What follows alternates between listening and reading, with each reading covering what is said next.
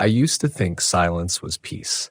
Out here before dawn, before the wind wakes the trees and before the birds remember their songs, the quiet stretches like a living thing, cold, endless, full of its own pulse. I used to think that meant safety. I know better now. My name doesn't matter, not anymore. You can call me whatever helps you listen. I've been a U.S. Forest Ranger for 17 years, stationed mostly across the Northwest. Olympic, Mount Hood, Gifford Pinchot, a brief year in Glacier before the transfer nobody talked about.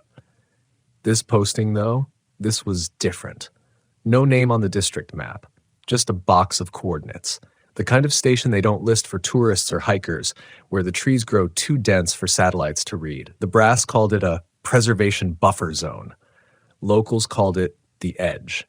The logs I'm recording now, if you're hearing this, they weren't supposed to exist. They tried to destroy them. Wiped drives, burned paper, but you can't burn what the land remembers. When I arrived, the station was already older than any I'd worked in. Boards warped, the generator coughing out rust, a radio that clicked by itself like it was breathing. My first week, I thought I'd lucked out. No visitors, no emergencies, just fog and the smell of wet pine. I filled out my daily logs, checked perimeters, made notes about wolf activity, the usual quiet monotony, until the first call came in. It was 3 a.m, static crackling through the base radio. A voice came on, low, steady, deliberate, male. Said he was lost somewhere near mile marker 13, near the switchback road that leads to the old fire tower. Only that tower had been torn down 10 years ago after a lightning strike. The man said he could see its light. I told him he must have been mistaken. He didn't argue, just said, "It's looking right at me," before the transmission cut off. I went out anyway, protocol. The fog was so thick the beam of my flashlight looked like it was hitting a wall. The forest was silent, too silent. I called out, no response. But the air changed. There's no way to describe it except it felt listening, like every needle, every trunk was leaning in. Then, just for a second, I saw it, the outline of a tower above the tree line, faint light flickering in its cab. I blinked, and it was gone. When I got back, the radio was still on. I replayed the tape. The call wasn't there. Just breathing. Slow. Wet. I didn't tell dispatch. They already had a record of me seeing things during my glacier rotation. What they called stress hallucinations after I found those climbers who weren't supposed to be on the ridge. The ones without faces left to identify. By week 2, I started finding boot prints around the station. Barely pressed into the mud, like whoever made them weighed too little or wasn't trying to leave a mark. Human-sized, but wrong somehow. The arch too long, the toe too narrow. I set up trail cams. Every morning, the footage would be gone, files wiped clean except for the first frame. Me, standing in front of the camera, asleep on my feet. The dreams began soon after. Always the same sequence. I'm walking through trees that hum, low and metallic, until I reach a clearing full of water, not a lake, not a pond, but a flat, perfect mirror of liquid black. My reflection doesn't move when I do. It just watches, then slowly raises a hand like it's trying to warn me about something behind me. I always wake up before I turn around. On the 6th night, I didn't wake up in bed. I woke up standing outside, barefoot, my radio crackling beside the empty fire pit. My mouth was full of dirt, my fingernails packed with pine needles. The following morning, I filed a partial report, fabricated most of it, said I'd been chasing a bear that got into supplies. But I mentioned the prints again, told HQ I suspected poachers. They sent a partner. Her name was Ranger Dalka, ex-military, short, sharp, the kind of person who doesn't scare easy. When she arrived, I felt something like relief. She moved through the woods like she'd been born in them. I told her everything, or almost everything. She didn't laugh, didn't even blink, just said, "You heard him too, didn't you?" That night, she played something for me. An audio file she said she'd pulled from a salvaged black box, left behind by a rescue chopper that went down in the same grid sector. The pilot's last transmission was 30 seconds long. Trees are moving. Repeat, trees are moving. There's someone under the ground. Copy? There's Then the sound of screaming metal and what I swear was whispering inside the static. Dalka said she'd been sent to assess structural anomalies in the region. That's what the agency called them.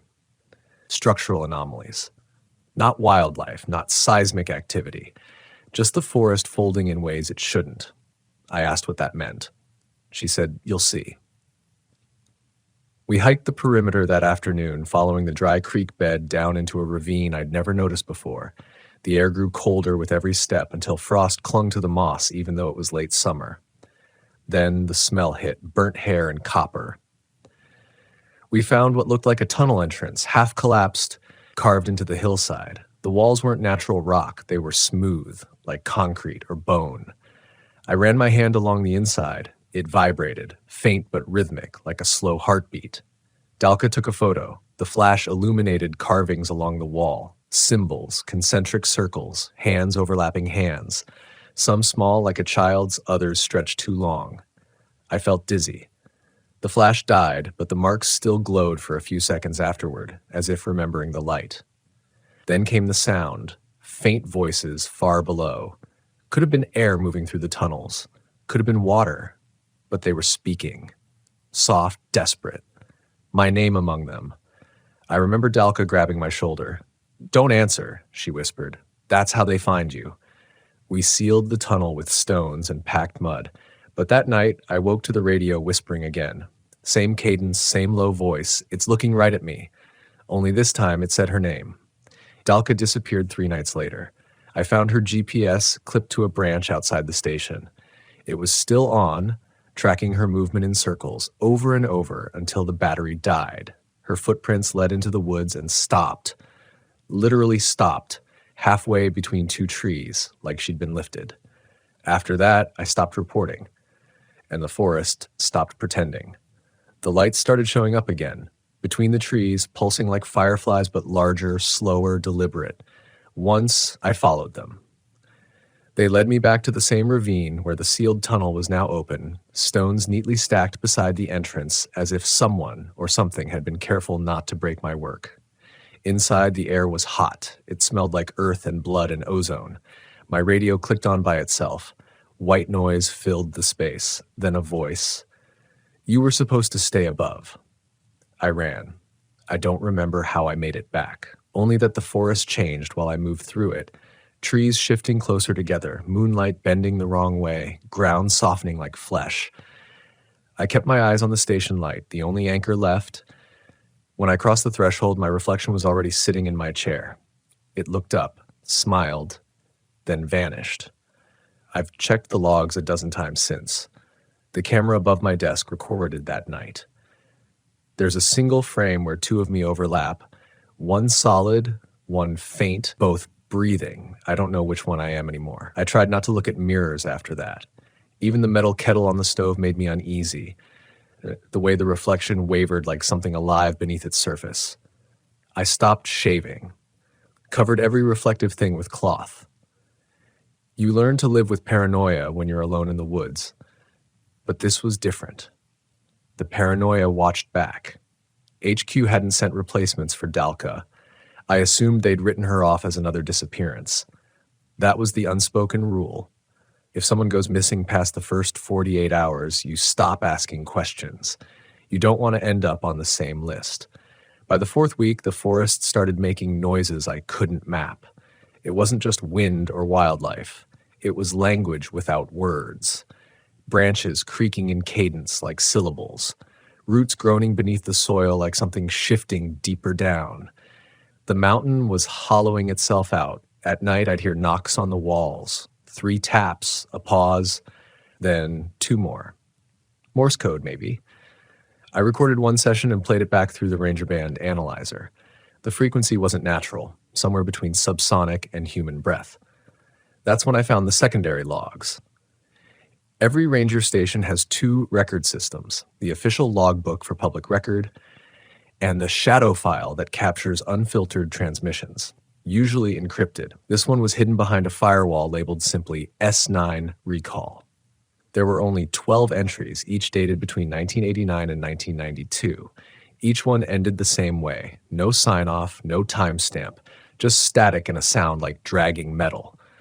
The final log cut through my headphones with a burst of distortion before a woman's voice whispered, "Do not let them fill the air again." Then silence.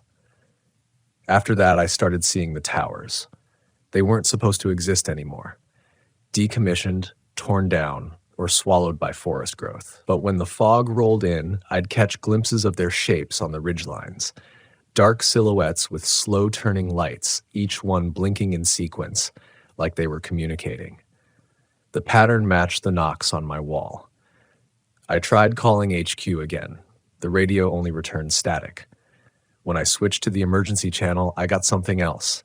My own voice, repeating the call I'd made 2 hours earlier, word for word, tone for tone. The delay shouldn't have been possible. Sleep came in fragments after that. I'd close my eyes and feel weight on the mattress, like someone sitting beside me. One night, I felt breath against my neck and woke up to find mud streaks leading from the door to the bed frame. The smell of sulfur and rot started bleeding through the vents. I shut the generator off, sealed the doors, burned sage until my lungs hurt. Nothing helped. The smell wasn't coming from outside. There was something under the floor. The boards pulsed faintly as though air was moving beneath them. I pressed my ear to the ground and heard muffled breathing. Not human breathing, too deep, too layered. Like an entire field inhaling at once. I tore the boards up the next morning. Beneath the station foundation was soil packed with roots, but woven among them were fragments of rusted wire, old nails, bits of something metallic that looked like rebar melted by extreme heat. Then the tunnel. Narrow, descending into black. Dalka's voice recorder was at the top step, still running. I played it. For the first few seconds, nothing but static, then a faint dripping sound, then her whisper, "They build new towers over the old mouths." I should have stopped there, should have sealed it. But I couldn't. Not after weeks of being watched, listened to, breathed on by something I couldn't name. The air in the tunnel was thick, wet, and electric. The deeper I went, the less my flashlight worked. The beam bent inward, eaten by the dark. I followed the wall by touch, slick, vibrating faintly beneath my palm. The smell of ozone and something older like dust from a tomb. After 20 meters, the tunnel widened into a chamber. My light caught hundreds of carvings etched into the surface, faces, all screaming, all identical. Their mouths formed a pattern like the holes in a flute. Something dripped from above, warm. I looked up. Roots hung from the ceiling, but they weren't roots. They were cords pulsing faintly, leading upward toward the surface, toward the towers. In the center of the chamber stood a figure. I thought it was a person at first. It wore a ranger jacket, same insignia as mine, but the skin was too pale, stretched thin over bones that didn't fit right. Its eyes were open, glassy, reflecting my flashlight. Then it spoke, in my voice, "You were supposed to stay above." The floor heaved. A low vibration crawled up my legs that like the mountain was exhaling. The air shimmered, and every carved mouth on the wall began to hum, low, resonant, harmonizing into something that felt physical. My teeth ached, my ears bled. I stumbled backward, hit the wall, dropped the light. Darkness swallowed everything but the hum. I don't remember climbing out. I just remember cold, the kind that settles inside you. When I opened my eyes, it was morning, sunlight through broken windows, and the tunnel entrance was gone, replaced by smooth earth. The station clock said 3 days had passed. Since then, the forest has gone quiet again, but it's a different kind of quiet. Watchful. The trees lean toward the station now. The roots have begun pushing through the floorboards, slow but deliberate. I've cut them back twice, but they keep returning, growing in the exact pattern of the carving I saw below. I can't reach anyone on the radio. My compass spins even indoors. The generator runs without fuel. Sometimes at night, I hear a second heartbeat in sync with mine. When I move, it moves. When I stop, it waits. And every time I look out the window, I see the tower light blink once, pause, blink twice. The same pattern from the wall. The same cadence from the knocks. They're calling something back. And I think I helped. The days began to smear together after that. I'd wake up with blood in my mouth and no memory of having bitten my tongue. The logs on my desk multiplied, handwritten pages I didn't remember writing, each one in my handwriting, but the ink smudged like it had been underwater. The first line on every page read, "Do not let them fill the air again." That phrase kept circling in my head like a fly. I started whispering it without meaning to. Once, I caught my reflection whispering it back a few seconds late. I stopped sleeping altogether. The tower lights pulsed every night now, 2 blinks, a pause, one long beam that stretched through the fog like a searchlight. Except there's no power grid out here, no fuel line. I tested the soil around the ridge once. The Geiger counter from our emergency kit spiked off the charts. I left it there, still crackling. Every hour, the air grew heavier, saturated with something sweet and rotten. The birds stopped coming near the station. The squirrels I'd trapped for research, gone. Cages twisted open like something melted the metal. I started hearing the old intercom hum again, the one that connected to the decommissioned ranger outposts along this range. I thought they were all shut down decades ago. The hum turned into a faint broadcast one morning, someone breathing. Then a voice fragmented through static. You opened it again. Stop transmitting. They hear you when you speak the coordinates. I slammed the switch, yanked the cord out of the wall. The voice didn't stop. It kept talking through every powered object in the station. The radio, the microwave, the goddamn weather alarm. It repeated my location over and over in a distorted version of my own tone until I shot the radio and silence finally came. That silence was worse. I walked outside to breathe, but the trees had changed. Their trunks bent inward, forming a ring around the clearing. Bark peeled back in long strips, revealing something pale underneath that pulsed like skin. When the wind blew, I could hear air moving through them, like they were hollow. Something moved at the edge of my sight, too tall, too thin. I raised my flashlight. The beam caught eyeshine high off the ground, human height or taller. The light hit bark instead. I lowered it. The shape was gone. The next morning, there were new boot prints in the mud again. Fresh, but mine. I traced them around the perimeter and found them circling the station perfectly, step for step, until they ended at the front door. The last print faced inward. That was when I made the mistake of trying to leave. I loaded the truck, packed everything, rations, maps, audio reels, and drove down the mountain road. It was morning when I left, full sunlight piercing through mist. An hour later, the same ranger station appeared ahead of me. Same truck in the same spot, same coffee mug on the steps. I tried again, different direction, different turns, same result. Each time I'd come back to the station, there'd be another version of me standing at the window, watching. By the third loop, I noticed something else. The trees were moving closer every time. Not visibly, but subtly, like a tightening throat. The clearing shrank. The sky dimmed even at noon. I tried burning the place down. Gasoline, matches, full ignition. The flame went up fast, hot enough to blister my skin, but when the smoke cleared, the walls were untouched. The fire didn't burn. It just sank into the wood and vanished, leaving the boards cold and wet, like they'd absorbed it. That night, the knocks returned. Not on the walls this time, on the window. 3, pause, 2. I grabbed the rifle, swung the light toward the glass. Dalka was standing there, or what was left of her. Her eyes were empty sockets, her face drawn tight, skin bleached to paper. But she smiled slow and deliberate, her head tilting at a wrong angle. When she spoke, her jaw didn't move right. It clicked and snapped like broken hinges. "They're not done," she said. "You heard them breathing. It's not the air." I screamed something. I don't remember what. By the time I fired, she was gone. Only her reflection lingered on the window, smiling long after I'd stopped seeing her outside. I found her badge on the steps in the morning. The metal was warm, humming faintly. When I picked it up, I heard voices again. Not through my ears, but directly inside my skull. Hundreds of them whispering the same phrase, "Do not let them fill the air again." That's when I realized the towers weren't just transmitting, they were feeding. Every word spoken into this forest, every sound recorded, became fuel. The hum under the soil wasn't mechanical, it was alive. like a like a lung breathing in the frequencies, turning them into something physical. And I'd been talking this entire time, logging everything, recording every word, feeding it. I stopped speaking aloud after that. Went a full day in silence. The forest seemed to hesitate. Birds came back for a few seconds. The air cleared. But that night, I woke to my own voice playing through the static again, whispering coordinates I hadn't spoken. I smashed every recorder, every radio. Didn't matter. The whispers started coming from the walls themselves, from the pipes, from the floorboards that pulsed when I walked. One morning, I found the station door wide open.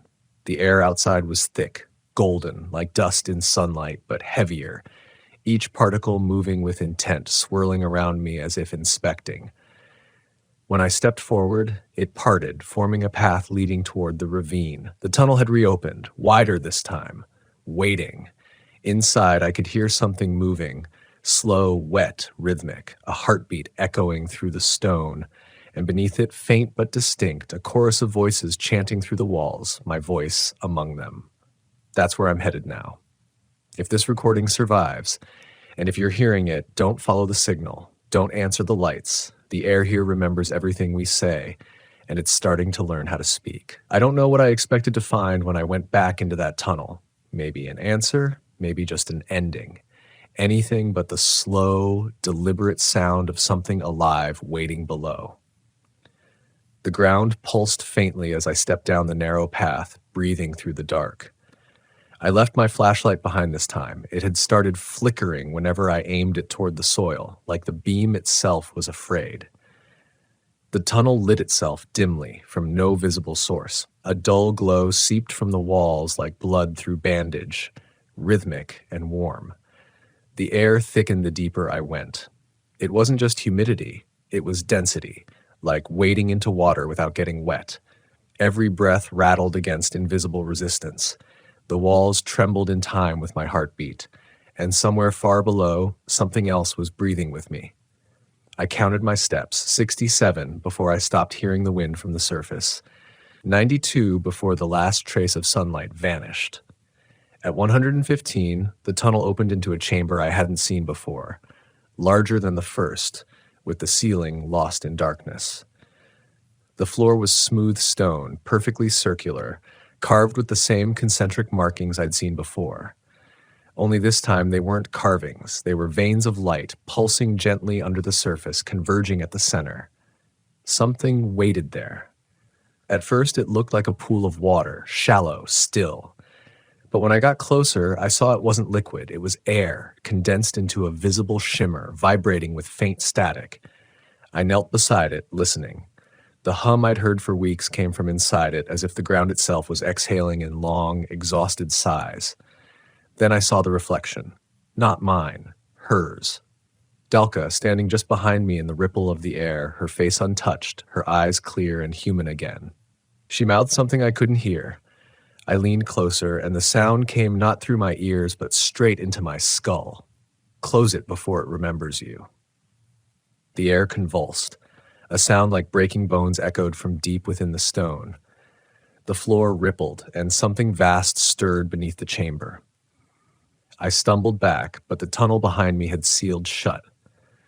The light under my feet brightened, pulsing faster, almost panicked, as though the ground itself was afraid. The voices returned, thousands, layered, folding over each other, speaking in every direction. I recognized mine among them, then Dalka's, then others I'd never met. They all said the same thing, perfectly synchronized. Do not let them fill the air again. Then the air in the chamber rose like a tide. It lifted dust, pebbles, debris, and then my body. My feet left the floor as the pressure built. My ears filled with a sound like every tree root in the forest splitting open at once. I couldn't breathe. I couldn't move. I don't know if I screamed or if the sound I heard came from below. The glowing veins turned red. The hum became a roar. The reflection in the air blurred. Dalka's face stretched, warped, replaced by mine again. It smiled. You opened it twice, it said. The chamber cracked. A web of fissures spread across the floor, light spilling through them like veins tearing open. The air turned liquid. I dropped, hit the stone hard, Tried to crawl toward where the tunnel had been. My hands burned. The light crawled up my arms like frostbite in reverse. When it reached my chest, I heard the heartbeat again, louder now, closer. And with it, words forming in rhythm with each thump. We hear, we breathe, we remember. Then, silence. I woke on the forest floor sometime after dawn. My clothes were wet, caked in soil. My fingernails had black residue under them, metallic and sharp smelling. The tunnel was gone. Just smooth earth again, like it had never been there. The station stood exactly as before, untouched. But the woods were wrong. The trees weren't where I remembered them. The air was heavy, vibrating faintly. When I tried to step away, I realized the ground beneath me was breathing, slow, deep, steady, the earth itself rising and falling. Inside the station, everything had shifted by inches. My desk a little closer to the window, my chair turned slightly toward the door. The logs I'd left on the table were rearranged into a perfect circle, each page blank except for one word burned into the paper: record. I heard the radio click on. No power, no fuel. Still it hummed. I didn't touch it. Then a voice came through, soft, calm, the same cadence as the automated weather alerts. Only it wasn't giving coordinates. It was giving names. Dalka's, mine, others. When it reached the end, there was a pause, a faint static exhale, then, "You are the broadcast now." I sat there for a long time. The hum in the walls had returned, but slower, deeper. I realized then that the forest wasn't just listening, it was repeating. The birds that still came near the clearing had started mimicking the rhythm of the tower beacons. The wind through the trees matched the same low-frequency hum. Even my heartbeat seemed to sync to it. Something in me broke quietly after that. Not fear exactly, resignation. I stopped trying to fix things. I stopped writing official logs. I just sat at the desk and listened to the land breathe. At night, the lights from the towers stretched farther now, beyond the ridges, into the valleys, blinking across the horizon like veins pulsing under skin. I know now what they are. They're not towers. They're mouths. They open when we speak. I think that's why they destroyed the previous logs, why the last rangers vanished. Words feed it. Every story told, every name spoken, every breath recorded. It pulls it in, keeps the thing beneath us alive. But silence doesn't stop it anymore. Yesterday, I watched the fog roll down from the ridge like a wave. It didn't move like air. It crawled, heavy and deliberate, reaching the station door and slipping through the cracks. The temperature dropped instantly. Frost bloomed across the windows. In the condensation, someone traced a single sentence with their finger from the inside of the glass. "We are still here." I'm not sure who we is anymore. I haven't heard my own heartbeat in hours, only the low vibration of the ground. Sometimes it feels like it's coming from inside me. If these tapes ever surface, if someone finds them and plays them, don't try to locate this place. Don't repeat anything you hear. Don't even whisper the coordinates, because the air is still listening, and it's starting to answer back. The first time I realized the forest could betray you, I was standing in the middle of a clearing, chest heaving, the cold biting through the thin fabric of my jacket, and I couldn't tell if the sound I had just heard was real or a trick my own mind had played on me. I've spent nearly a decade walking these trails, listening to the wind cut through the pines, learning every creek, every hollow, every rock face like the lines on my own hands. I know this forest as intimately as I know my own heartbeat, and yet in that moment, I felt utterly unmoored, as if the ground beneath me could fold away, leaving me suspended in some half-light between fear and disbelief. I'm a forest ranger. I've always prided myself on keeping people safe, on knowing the woods better than anyone who wanders into them. My name isn't important, but I am 42 years old, and this forest, part of the northern reaches where the snow lingers late into spring, is my domain. I work with a small crew of rangers who know every path and overlook every fallen tree that could conceal a hiker's foot. We've dealt with bears, wildfires, and the occasional lost camper, but nothing had ever touched the edge of something I couldn't name, until that day. It started on an ordinary patrol. The sun was dipping low, leaving long shadows that stretched like fingers between the trees. I was checking a section of trail near the northern ridge, a narrow path that climbs past cliffs and small caves. The forest was quiet, quieter than it should have been for that time of day. Even the birds had gone silent. I remember thinking it was odd, but shrugged it off. Sometimes the woods just sleep a little early. Then I heard it. A low, rhythmic knocking, not like the drumming of a woodpecker, but slower, deliberate. It echoed across the clearing and seemed to come from everywhere and nowhere at once. My first instinct was to dismiss it as another ranger playing a prank, but I was alone. I reached for my radio, but the static was thick, as if the forest itself was swallowing the signal. I told myself it was the wind, a branch tapping against a hollow tree. But deep down, I knew something in the air had shifted. I followed the sound toward a small cave at the edge of the ridge. It was a place hikers rarely visited, mostly because it looked unremarkable from the outside. But the knocking grew louder, sharper. I felt the hairs on the back of my neck prickle, an instinct I've learned never to ignore. I crouched at the entrance, peering into the dark. The air smelled damp, mineral heavy, with a faint tang that reminded me of iron. My flashlight swept the interior, catching nothing but shadows that seemed to curl and shift at the edges of my vision. And then I heard it. A scream. Sudden and raw, slicing through the stillness. It wasn't human, or at least not entirely. It carried an unearthly resonance, a vibration that seemed to crawl into my chest and rattle my ribs. My legs froze, my training faltering under a surge of panic I couldn't rationalize. I told myself it was an animal, maybe a coyote caught in a trap, but the sound had too much weight, too much awareness behind it. It was like something was calling out from the dark, testing me, probing for weakness. I stepped back, trying to shake the fear, telling myself I would return with backup.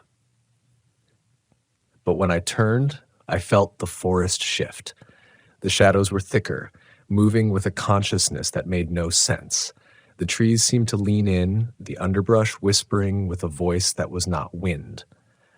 Every step I took toward the trail felt longer than it should have, my own heartbeat loud in my ears. By the time I made it back to the truck, sweat was pouring down my back despite the cold, and my hands were shaking so badly I could barely grip the keys. I spent the night in the ranger station listening to the wind moan through the eaves, but sleep did not come. Every time I closed my eyes, I could hear it, that scream echoing through the cave, twisting and breaking into a sound that was not meant for human ears. I kept replaying the day in my mind, analyzing every detail, looking for a rational explanation. Maybe it was a trapped animal. Maybe it was some hiker who had fallen. Maybe it was nothing at all. But even as I rationalized, a part of me knew I had glimpsed something else, something that had been watching me long before I saw the cave, long before I thought I was alone. The days after that encounter were the hardest I've ever spent in these woods. Every step felt heavier, every sound sharper. I caught myself jumping at shadows, listening for whispers behind closed doors, checking the perimeter of the station repeatedly at night. My crew noticed, but I lied. I told them I was tired, that I'd just spent too long on patrol. They nodded, probably thinking I was exaggerating, but no one could have known what had burrowed into my mind, a persistent, gnawing unease that refused to be rationalized. Weeks later, I returned to the cave. This time, I wasn't alone. 2 of my colleagues came with me, armed with cameras, flashlights, and the kind of cautious optimism that comes from being young enough to believe you can confront anything. We hiked up the ridge in silence, the forest unusually still. The cave entrance yawned before us, black and empty. We stepped inside, our flashlights cutting through the darkness, revealing damp walls, mineral streaks, and the remnants of old animal nests. Nothing. At first, there was nothing. Then the knocking returned. It started soft, a gentle tapping against stone, and grew louder, more insistent. We froze. My stomach twisted. One of my colleagues whispered, "Maybe it's just the rocks settling?" But I knew better. I had felt it in my bones. And then the scream came again. Closer, sharper, impossibly loud. It reverberated off the cave walls, and for a moment, it felt as though the sound was coming from inside my own skull. We ran. We scrambled down the ridge, our flashlights swinging wildly, the forest pressing in around us like a living thing. I never went back to that cave alone again. I learned, painfully, that some things in this forest aren't meant to be understood. They exist on the edge of perception, in the spaces between sound and silence, between shadow and light. I've patrolled these woods for years, yet I still hear the echo of that scream when the wind whistles through the trees at night. It's a reminder that no matter how much you know, no matter how confident you are, there are corners of this world where reason falters, where instinct becomes your only guide. And yet, in that fear, I found a strange kind of clarity. I learned to listen, not just to the wind and the animals, but to the subtle signals that tell you when the forest itself is uneasy. I learned that courage isn't the absence of fear. It's the act of walking forward, even when every part of you is screaming to run. I learned that some encounters leave marks you can't see, etching themselves into memory, teaching lessons that don't appear in any handbook. I carry that knowledge with me on every patrol, every hike, every night spent under the canopy of trees. The forest is alive and it is patient. It waits for those who wander carelessly, those who assume that what they cannot see does not exist. And in its patience, it teaches humility, caution, and respect for the unseen. But the memory of that cave and the sound that emerged from it remains. Sometimes I tell myself it was a trick of light, a creaking branch, the echo of a distant animal. But deep down, I know it wasn't. There is something in these woods older than me, older than the trees themselves, and it watches, it listens, and it waits. And though I am a forest ranger sworn to protect and to guide, there are times when I feel more like a visitor, a fragile human intruder in a world that does not belong to me. It was weeks after that first encounter that I realized the forest had a memory, and that memory sometimes remembered me before I even remembered it. I had been assigned a remote sector near the eastern ridge, a series of narrow valleys and dense evergreens where hikers rarely ventured. The isolation was part of the appeal. I had always preferred the silence, the way the forest could feel like it was breathing in rhythm with your own chest. But there's a difference between solitude and being alone in a place that does not want you there. The first night in that sector was deceptively calm. I set up my small tent at the edge of a clearing, the ground frozen in patches from early frost. I could hear the distant drip of melting snow from the pines, a soft, hypnotic percussion that seemed almost soothing. I had unpacked my gear and was reviewing patrol notes when I noticed something strange. Footprints. They were enormous, far larger than a bear's, pressed deep into the soft earth just beyond the tree line. The claws were long, curved, and uneven, and the stride was almost deliberate. I froze, staring at them. Bears didn't move like that. Wolves didn't leave prints that size, and whatever had made them, it hadn't left any other trace, no fur, no scent, no broken branches. I convinced myself to rationalize. Maybe a logging truck had lost a track, maybe a boulder shift had created a mirage of shapes. But even as I ran these explanations through my mind, the cold in my chest refused to fade. I slept poorly that night, like waking at the slightest noise, every snap of a twig reverberating like a gunshot. And then just before dawn, I heard it. A low, guttural growl that was almost human in cadence, coming from the forest edge. My flashlight revealed nothing, but the sound had substance, depth, a resonance that pressed against my eardrums. I had never felt fear like that before. Pure, undiluted, creeping into the marrow of my bones. Over the next few days, the signs multiplied. Trees leaned where they hadn't before, as if pushed by unseen hands. Shadows appeared at the edges of my vision, vanishing whenever I turned. Sometimes I would find stones stacked unnaturally in small formations near my tent or along the trail, an almost deliberate marking like someone, or something, was sending a message. I began talking to myself to maintain sanity, whispering into the cold night, but the forest always replied. There was a subtle rustling in the underbrush, a careful mimicry of my own voice that made me spin around, half expecting a colleague to emerge, only to be met by empty air. I knew then that I wasn't dealing with a simple animal. Whatever it was intelligent, calculating, watching. My experience as a ranger told me to retreat, to wait for backup, but some part of me refused. Years in these woods had taught me respect for danger, but this was something I couldn't predict, couldn't chart, couldn't measure. It existed on a different scale, one that ignored human logic entirely, and yet I stayed. The breaking point came on the fourth night. I had gone out to check a reported landslide near the ridge, a task that should have taken no more than an hour. By the time I reached the narrow path overlooking the valley, twilight was bleeding into darkness. I was scanning the slopes with my flashlight when I saw movement, something enormous, hunched, moving with an unnatural fluidity between the trees. At first I thought it was a bear, but the proportions were wrong. The limbs were too long, the shoulders too broad, the gait almost bipedal. The creature froze, sensing my presence, and for a heartbeat I swear it studied me. Its eyes, glowing faintly, a yellowish hue that felt like molten metal, met mine. I couldn't move. My body locked as my mind screamed to run, yet something inside me urged caution, curiosity, and, foolishly, bravery. I raised my camera, hands shaking violently, and tried to capture the silhouette. The creature tilted its head in an almost mocking imitation of a human gesture, then vanished. The darkness swallowed it as completely as if it had never existed. But the echoes remained, the faint snapping of branches, a low growl fading into the wind, and the undeniable impression that I had been marked. Sleep became impossible.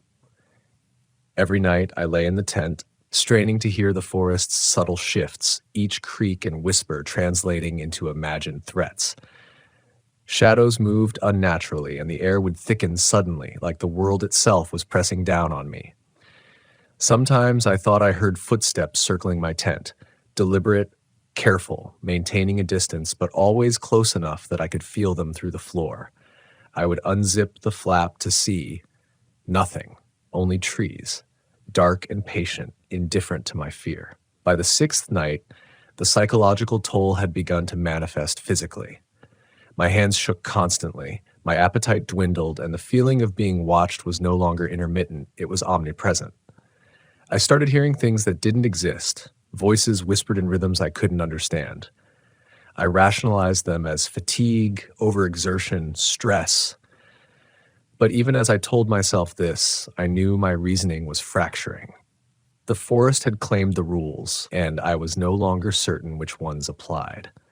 The most terrifying moment came when I returned to that cave near the northern ridge. I had avoided it for months, but something compelled me to go back. Perhaps it was an obsession, a need to confront the unknown, to prove to myself I was not helpless. I stepped inside, flashlight in hand, and felt a sudden, oppressive stillness. The temperature dropped sharply, and the air smelled of wet stone and decay. I felt eyes on me before I saw anything. Then the scream came, closer, louder, more intimate, like it was being projected directly into my head. I dropped my flashlight. The beam skittered across the walls, illuminating something I will never forget. Footprints, enormous, jagged, smeared with mud, led deeper into the cave. And then I saw it. The creature, massive, fur matted with dirt, its face obscured in shadows, towering over me. It didn't move at first, just observed. The sound it made wasn't a roar, not exactly. It was a vibration, felt in the chest, that seemed to resonate with some primal part of the human brain, the part that knows you are insignificant. I scrambled backward, tripping over loose rock, heart hammering, lungs burning. The creature didn't pursue immediately. It just watched as I fled, as if mocking my terror, waiting until I was out of sight before vanishing into the darkness. I returned to the station, broken and disoriented, and for days I could barely speak. I replayed the encounter over and over in my mind, analyzing every movement, every detail. I reached a horrifying understanding.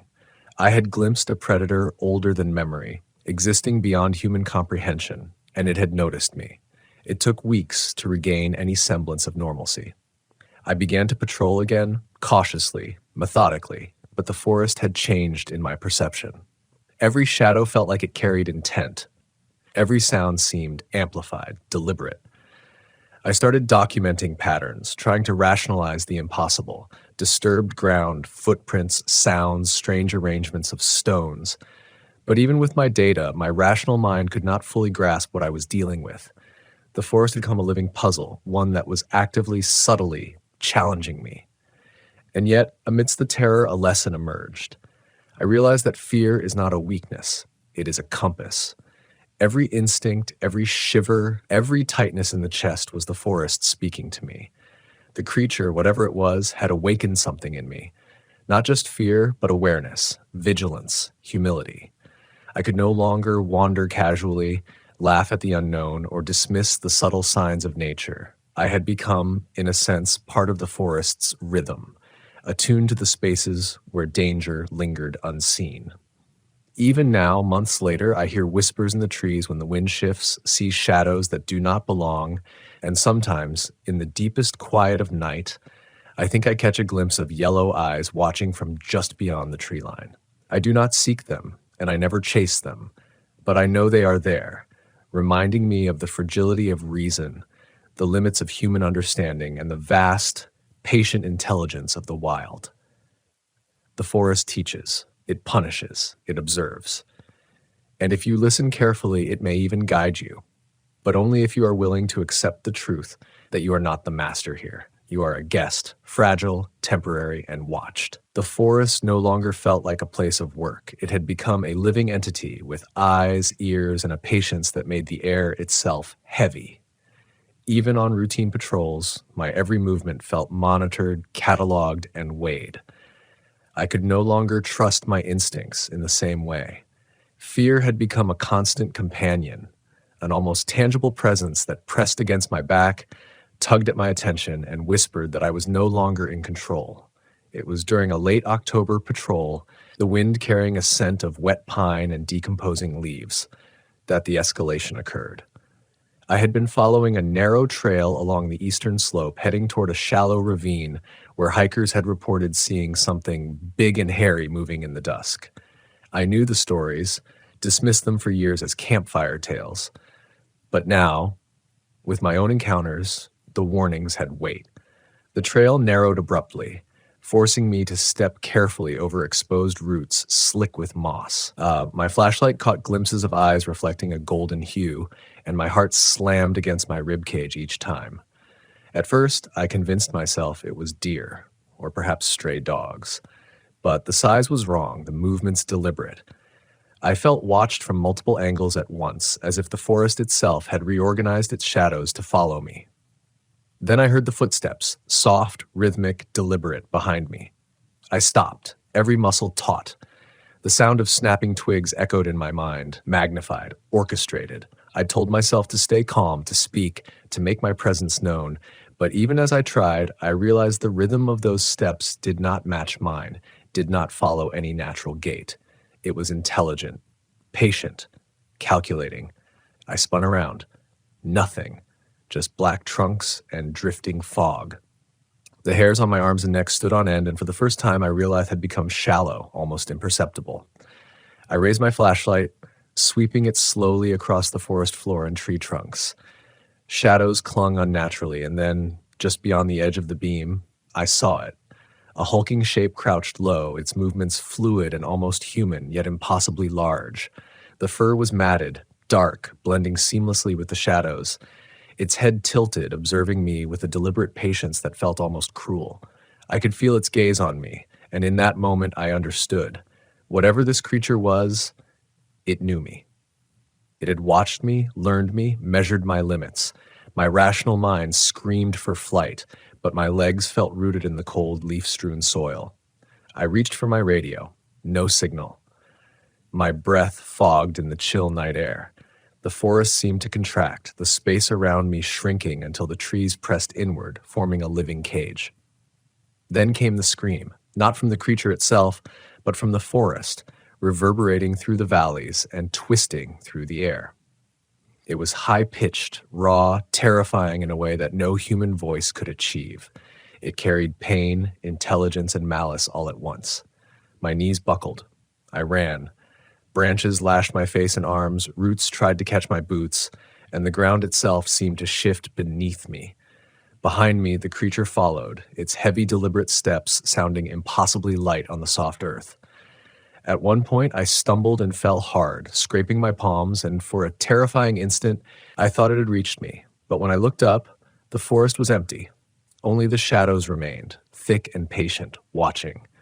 I collapsed at the edge of a small creek, gasping for breath. My body was trembling uncontrollably.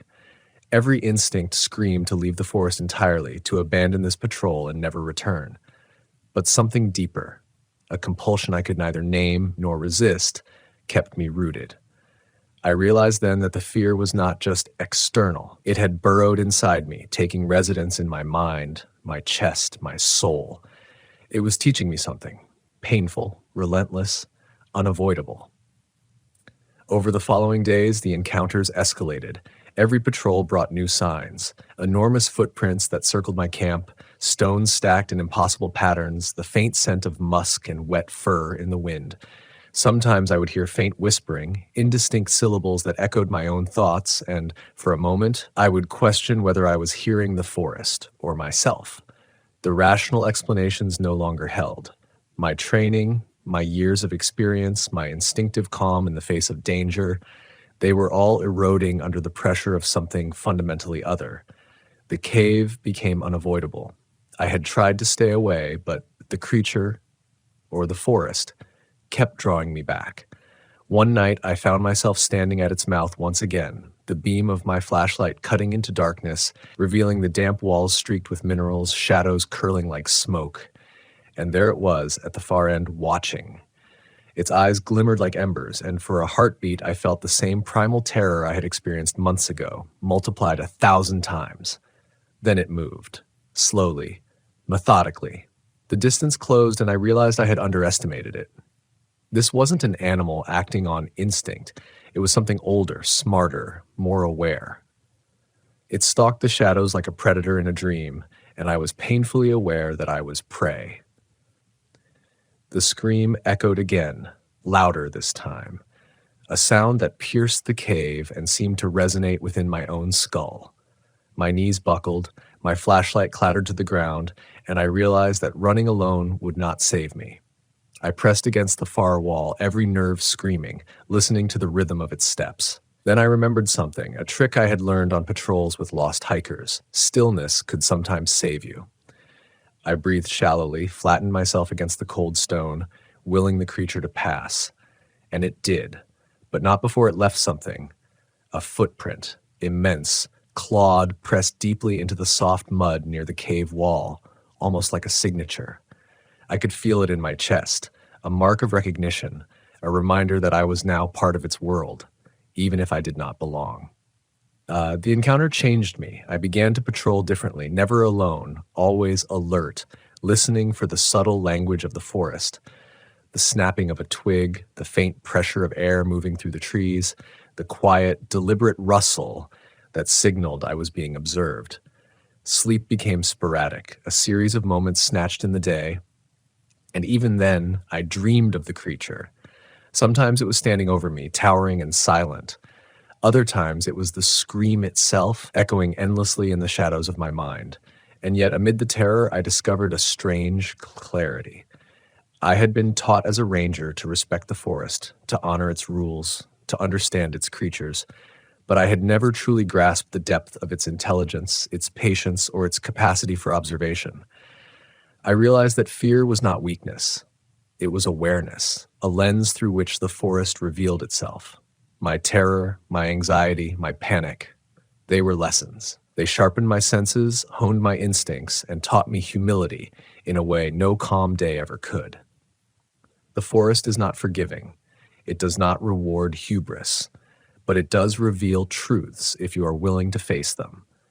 I have walked these trails countless times, have rescued hikers, contained small fires, tracked lost animals, but nothing has tested me like what I have seen and heard. There are forces here older than memory, patient beyond comprehension, and watching with an intelligence that defies understanding. And sometimes, if you listen carefully, you can feel them teaching, guiding, reminding you that your place is fleeting, temporary, fragile. I carry these lessons with me now in every patrol, every step into the trees, every night under the canopy of shadow. The forest is alive, and it knows me. I do not seek confrontation. I'd provoke it. I walk with respect, vigilance, and fear that is both my compass and my teacher. And sometimes in the deepest silence, I hear the whisper of those enormous feet through the leaves, and the faint memory of a scream that ended suddenly, leaving me with the certainty that some things exist just beyond understanding, waiting, patient, and eternal. I have returned to that cave more times than I care to admit, not out of curiosity, not out of bravado, but because something in the forest, the thing I cannot name, has demanded it. Each time, I approach with a mixture of dread and reverence, aware that the lessons I've learned are not about courage or survival in the traditional sense, but about humility, observation, and understanding the fragility of my own reason. The last time I stood at the mouth of the cave, the wind had dropped completely. There was no whispering of leaves, no distant call of birds, only the oppressive silence of anticipation. I stepped inside slowly, every nerve alert. The familiar damp scent of mineral and decay filled my lungs.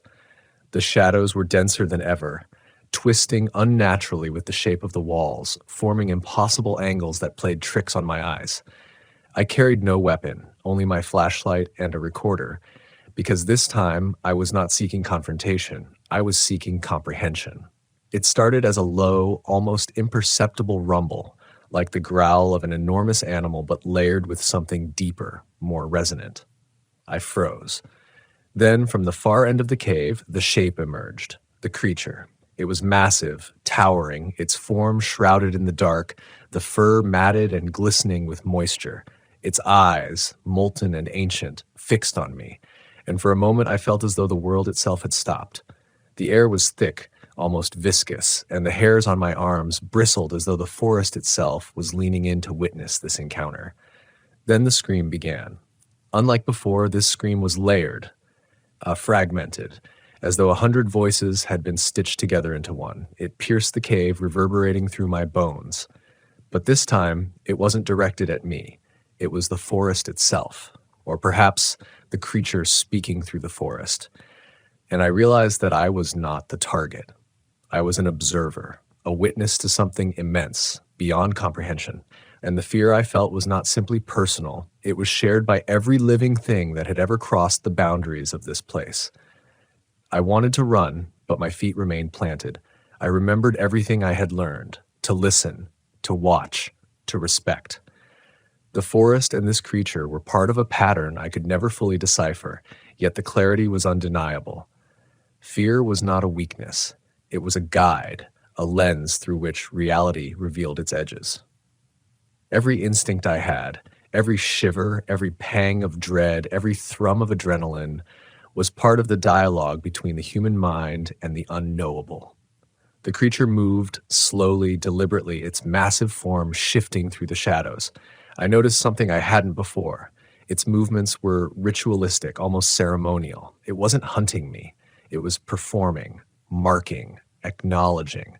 The footprints in the mud, the stones stacked at the entrance, the patterns in the forest. All were signs of intelligence, communication, a presence that existed beyond human morality or logic. And in that moment, I understood a truth that had been simmering beneath my terror. The forest and its inhabitants do not operate on human rules. They are older, wiser, and far more patient than we can ever hope to be. I raised my flashlight cautiously. The beam caught the creature's eyes, and I swear for an instant, we connected. There was no hostility, only recognition, and then it turned, melting back into the shadows as though it had never been in there. The cave fell silent again, the scream ended abruptly, leaving me alone with the echo of my own heartbeat and the lingering scent of wet fur and earth. I walked out of the cave slowly, deliberately, aware of every rustle of leaves and snap of branches. The forest seemed to exhale as though releasing a held breath. I felt the presence of the creature still behind me, not following, not threatening, but observing, patient and knowing. And I realized that I was changed, not weakened, not broken, but expanded. I had brushed against a force older than my understanding, and in doing so, I had glimpsed the limits of human perception. Since that night, my patrols have taken on a different rhythm. I am no longer the confident ranger who once believed he could master the forest. Now, I move with respect, with caution, and with humility. I watch for subtle signs, the bending of a branch, the arrangement of stones, the way shadows shift in unnatural ways. I listen for whispers in the wind, for sounds that carry weight beyond explanation. I have learned to trust my instincts not as guarantees of safety, but as guides through a world that does not bend to human logic. There are moments when fear rises like a tide, sudden and overwhelming. I feel the hairs on my arms stiffen, my pulse race, my chest tighten. In those moments, I remind myself, fear is a teacher. It sharpens perception, clarifies priorities, and reminds me of the fragility of human reason. I have been tested in ways that cannot be recorded in reports or maps. I have faced something that defies categorization, something that watches, waits, and endures in silence longer than any human can imagine. And in that endurance, there is wisdom, there is clarity, there is life. I still hear the echoes of that scream from time to time, carried on the wind in the deep hours of night. It is not a call for help or a threat, it is a reminder. The forest is alive, older than our understanding, filled with secrets we may glimpse but never fully grasp. And I, a ranger among many, am both witness and participant in this vast, living narrative. I patrol, I observe, I record, but I also remember humility, patience, and reverence. I have learned that courage is not the absence of fear, but the act of moving forward in spite of it. The forest has changed me. It has stripped away arrogance and replaced it with vigilance. It has taught me to listen, to really listen, to the subtle rhythms that exist just beyond perception. It has shown me that what we cannot name, what we cannot fully understand, does not diminish in power because we are blind to it. The creature, the cave, the screams, they are not anomalies. They are parts of a pattern that exists beyond human comprehension, a pattern that continues whether or not we acknowledge it. And so I walk, I patrol, I carry the memory of that first scream, the mark of the footprints, the weight of observation in the shadows. I carry the knowledge that the forest is patient, intelligent, and eternal, and that my place within it is fleeting and fragile. Yet, within that fragility, I have found strength, not in conquering fear, but in honoring it, in letting it guide me, sharpen me, and teach me. In the end, the forest is not something to master. It is something to respect, to understand as best we can, and to fear, because within fear lies awareness. The cave, the creature, the screams, they are reminders that the world is far larger, far stranger, and far older than any human mind can grasp. And in facing them, I have learned that the measure of a ranger or any explorer is not how much you dominate the unknown, but how deeply you listen to it, how courageously you walk in its shadows, and how fully you accept that some mysteries are not meant to be solved, only witnessed and respected. I leave this story as a warning, as a testament, as a lesson to anyone who wanders into the wilderness. The forest is alive, it watches, it listens, and it remembers. Fear is not weakness. Fear is guidance. And sometimes the screams end suddenly, but they linger, echoing in your mind, reminding you that even in silence, the forest has not released you. It has only waited for you to notice that you are part of a world far older and far more mysterious than you ever imagined. I have walked through darkness. I have faced what cannot be named. I have screamed silently in my mind and survived. And in the end, I am still here, a forest ranger, humbled, vigilant, and aware. The forest does not forgive mistakes easily, but it teaches lessons that last a lifetime, lessons written not in words, but in echoes, shadows, and the enduring presence of what watches patiently just beyond the light. I don't know when the cameras started recording without power, That's what keeps me up most nights. We shut down the feed the winter before last, budget cuts, a storm that tore through the station, the usual bureaucratic excuses. But when I checked the archive drive last week, there were new files, dated months after the outage, timestamps clean, no metadata corruption, just movement in frame. I've been a forest ranger for 23 years. Olympic, Yellowstone, Glacier, even those forgotten tracts of bureau-owned wilderness that don't make maps. I thought I'd seen everything, missing hikers, black market poachers, the aftermath of dumb teenagers trying to selfie with elk. But the cameras showed something that doesn't register in any category I know. A tall figure, hairless, wearing what looked like one of our old green park jackets. Only no badge, no name tag, and no face. The footage came from Station 9, an outpost we sealed 5 years ago after a fire swept the ridge. Officially, the terrain was declared unstable, sinkholes forming under the bay salt. Unofficially, nobody wanted to go back up there after Carter disappeared. He'd gone to check a boundary sensor and never came back. We combed 3 miles of snow and char, found only his flashlight melted into a root pocket, still burning. I still remember the smell, plastic and burnt hair drifting through clean alpine air. When I saw the footage, my first instinct was to rationalize. Maybe a prank, maybe reflection artifacts from residual lightning storms, but the motion was too deliberate. The figure moves toward the lens, stops within 6 feet. The feed flickers once, and then every camera in that network, 9 units, all solar, records the same posture at the same time, as if it existed in 9 places simultaneously. I didn't tell the supervisor.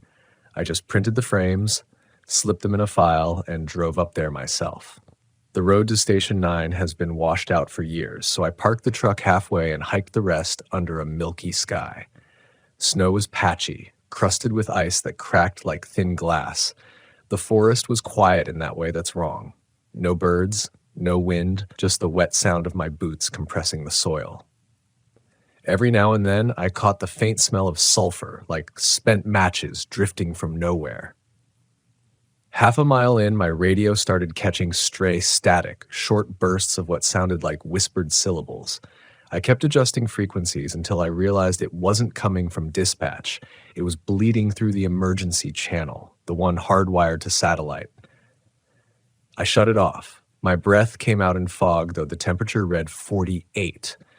Something about the air made me feel like I'd stepped into a sealed room. Heavy. Pressurized. Station 9 looked worse than I remembered. The roof had folded in, and the antenna mast leaned like a snapped leg. The main door was rusted but unchained, which made no sense because I'd been the one to padlock it before the evacuation. The padlock hung intact, still looped through the latch, melted halfway through like someone had heated it with a torch. Inside, the air stank of wet ash and copper. I swept my flashlight across the bunk room, saw shapes under blankets, all wrong sizes. For a second, I thought animals had dragged in debris, but when I lifted a sheet, it was just moss. Dense, velvet moss shaped roughly like a torso. Beneath it, a hollow impression in the concrete, as if weight had once lain there and then evaporated. The security terminal still sat in the corner, monitor dark, a thin film of soot over everything. I plugged in my portable battery and powered it up. The system booted clean, no corruption, no heat damage. Then the screen flickered to life, showing live feed, 9 angles of the exterior, same as before.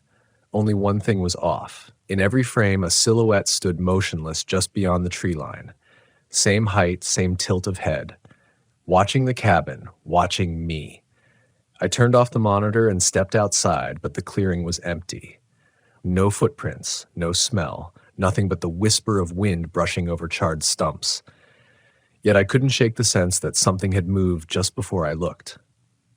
As I circled the perimeter, the ground gave slightly underfoot, like thin ice. I knelt and scraped away the top layer of needles and found a sinkhole barely wider than a dinner plate, rimmed with crystalline frost. From it came a faint pulse of warm air, rhythmic, as if the mountain were breathing.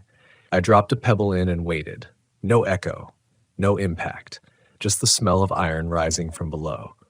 That's when I heard my name, soft, drawn out, not shouted, spoken conversationally from somewhere inside the trees. The voice was mine. Every hair on my arms lifted. I stood still, trying to rationalize again. Wind patterns, echo loops, wildlife mimicry. But it called again, same tone, same inflection, this time followed by the sound of metal scraping. I drew my sidearm, though the act felt absurdly human, like a ritual that had lost its meaning. The forest in front of me was pure texture, dark bark, silver lichen, the shimmer of ice, but between two trunks something shifted. A silhouette matching my stance, weapon raised, but slower, like a reflection lagging behind. When I blinked, it was gone. I backed into the cabin and barred the door with a broken beam. My pulse was hammering so hard I could taste iron. From the terminal, a faint green light blinked, recording again despite the power pack disconnected. The drives were clicking softly, like teeth chattering. On the screen, the same clearing showed my own figure standing outside, even though I was inside, watching it. Then the feed distorted, static, then a flash of red heat signature. The doppelganger on screen tilted its head back until the neck snapped 90 degrees. The motion was silent. Then it turned toward the lens, opened its mouth, and darkness poured out. No light, no shape, just void pixel bleed consuming the frame. The system crashed. I don't remember packing up. I only recall the next sequence in fragments, running downhill, the weight of the camera drive in my pocket, the forest light dimming far too quickly. The air turned sharp, every breath scraping my lungs. My radio came alive again with those same whispered syllables, looping like broken language. Then a voice cut through, a woman's calm saying, "Return to the station." The same phrase, over and over. When I finally reached the truck, dusk had folded the mountains into shadow. The engine started, but the headlights wouldn't turn on. Instead, both beams flickered at once, pulsing in rhythm with something unseen. I drove by memory half blind until I hit the main road. Only then did the radio go silent. I didn't sleep that night. The footage I'd taken from the terminal was intact. Each clip ended with that same black distortion swallowing the image, but one frame, just one, froze before the corruption spread. It showed the figure up close. The face had texture now. It looked like stretched skin over tree bark, eyes sunk too deep to reflect light, and embroidered on its chest, beneath layers of filth, was a patch I recognized. Carter's ID. The date stamp was from the day after we declared him missing. I didn't report what I saw, not because I didn't want to, but because I didn't know how.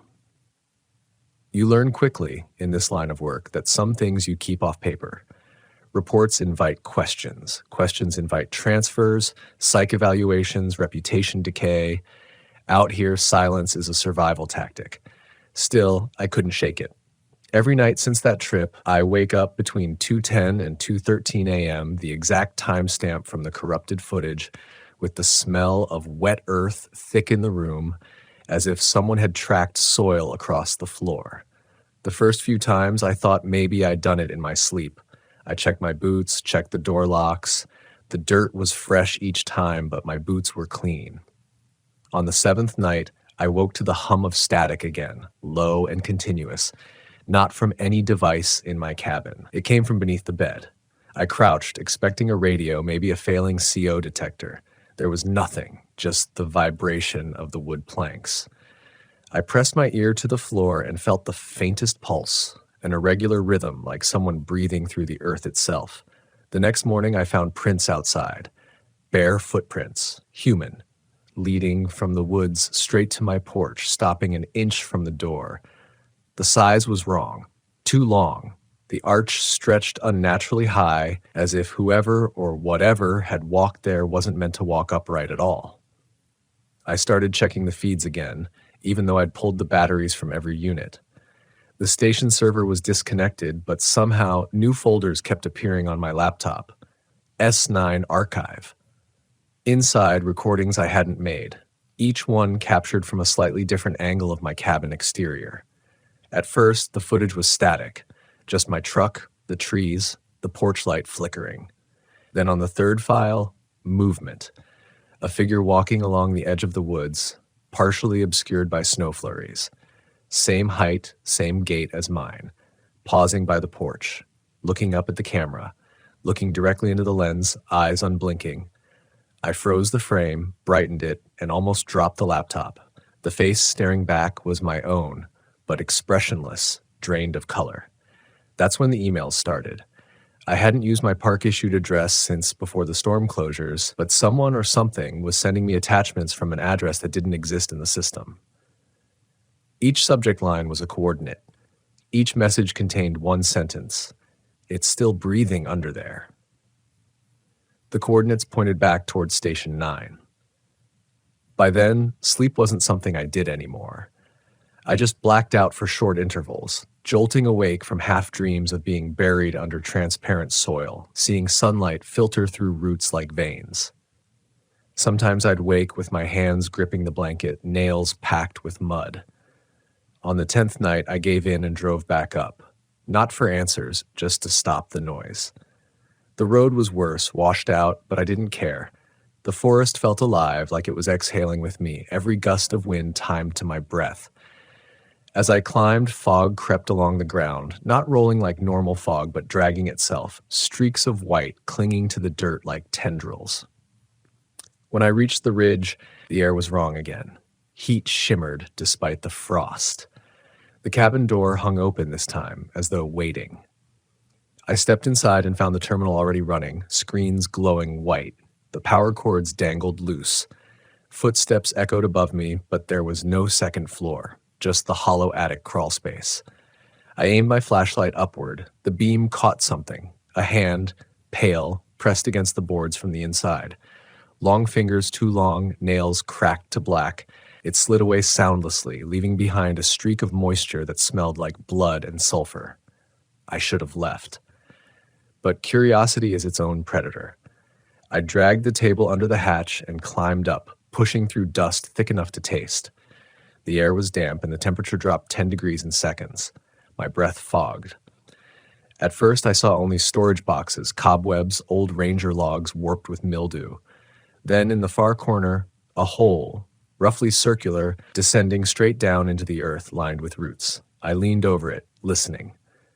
The hum again, louder this time, accompanied by what might have been whispering.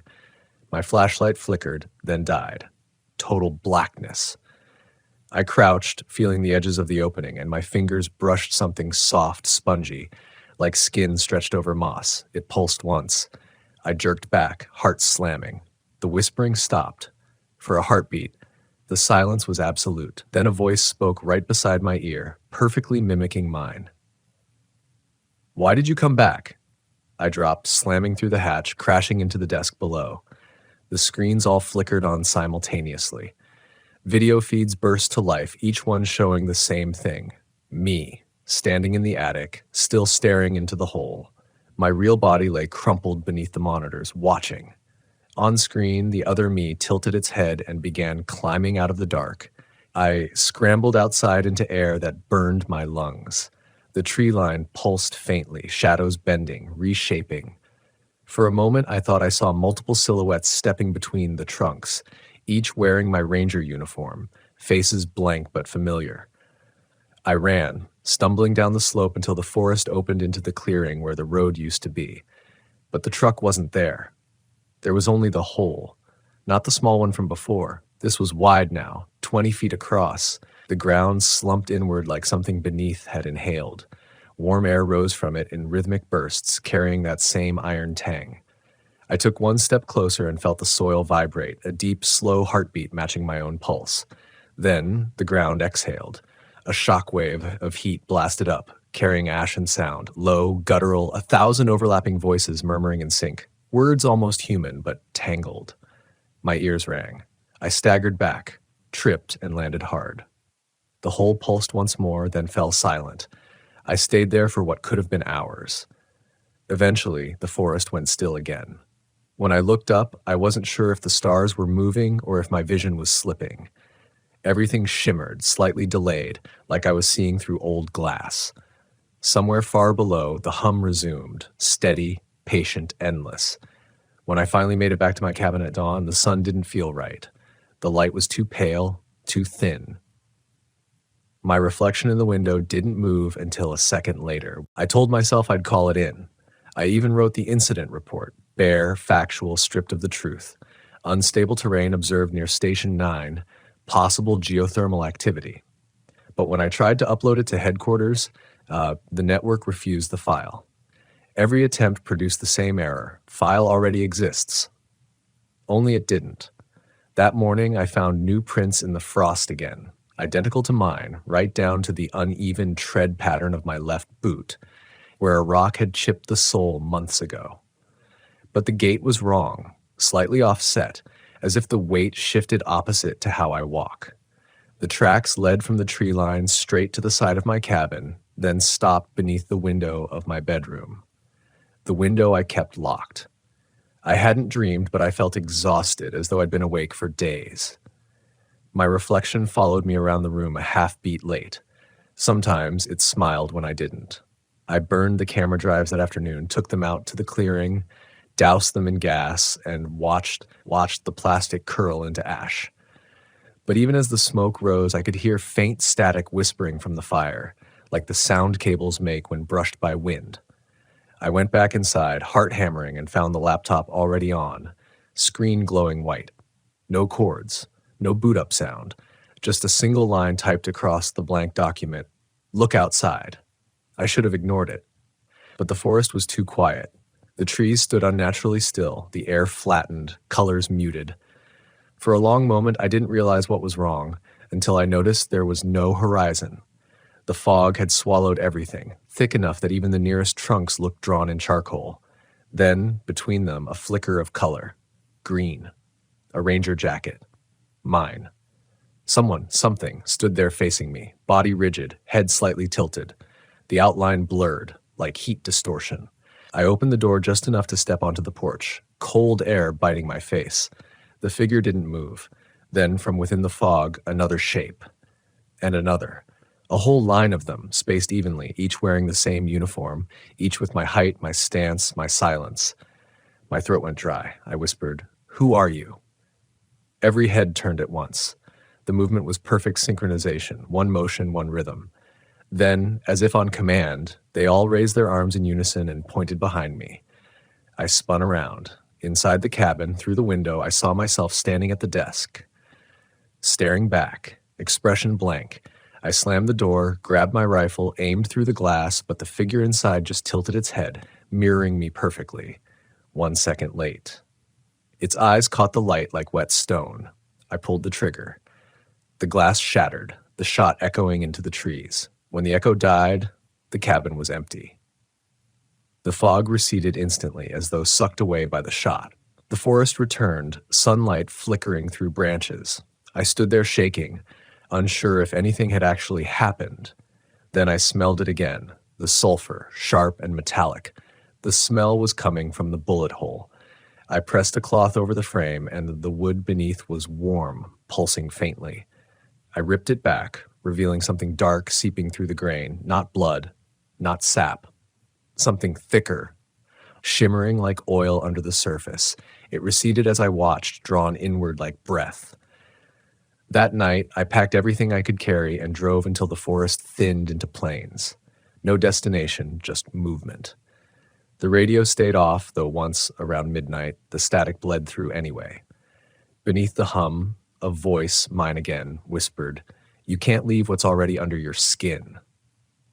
I turned the radio off. The noise kept going. I ended up at a motel off Highway 2, back the kind of place that smells like chlorine and cigarettes. The clerk didn't look up when I checked in, just slid a key across the counter. Room 6. The walls there felt thinner, the world quieter. I thought maybe I'd escaped whatever it was, until the TV turned on by itself. Snowy static, faint at first, then resolving into a shaky image, grainy security footage. My cabin. The porch light swaying. A timestamp from that very minute. On screen, the door opened. Myself stepped out, not from recording. Live feed. I watched as the figure in the footage turned slowly toward the camera, eyes white with glare. It raised a hand, and for a moment I thought it was waving. But then the TV screen pulsed, and I felt the air in the room shift, the temperature dropping so fast my breath fogged. I unplugged the set. The image stayed on. The figure on screen leaned closer until its face filled the frame. distorted, skin stretched thin, eyes like holes burned into film. The mouth opened, but instead of sound, the motel lights flickered and died. I heard the static now behind me inside the walls. It wasn't from the TV anymore. I sat there in the dark, the only light from the screen, that face still staring out, unmoving. Then, one by one, new windows appeared in the feed, other angles of the motel parking lot, the hallway, the door to room 6, each showing the same thing, that figure, getting closer. Something touched the door handle. I fired twice through the wood, deafened by the echo in the confined space. Silence. The smell of burnt powder filled the air. I sat frozen, gun shaking in my hands, watching the screen as the hallway feed showed a wisp of smoke curling from under my own door. Then, static. The feed died. No footsteps, no knock, just a soft, rhythmic vibration through the floorboards, the same pulse I'd felt beneath Station 9. I left before dawn, didn't even take the keys. I don't remember the drive, just miles of empty road and the steady hum beneath my seat. The further I got, the less the world seemed to match itself. The sun rose wrong, too fast, shadows lagged behind movement. The smell of soil followed me everywhere, like something buried was keeping pace beneath the asphalt. When I finally reached town, I parked outside a gas station and just sat there, trying to breathe. A man pumping gas across the lot waved at me. His arm looked off, like it bent slightly backward at the elbow before straightening. He smiled too wide, and when I blinked, his face changed. Not all at once, but in pieces, like a reflection breaking on water. I drove away again, faster this time. Now I'm parked behind the ranger station, the original one near the valley floor. I told myself I'd make one last report, this time honest. But when I powered up the computer, the camera light blinked on. I didn't enable it.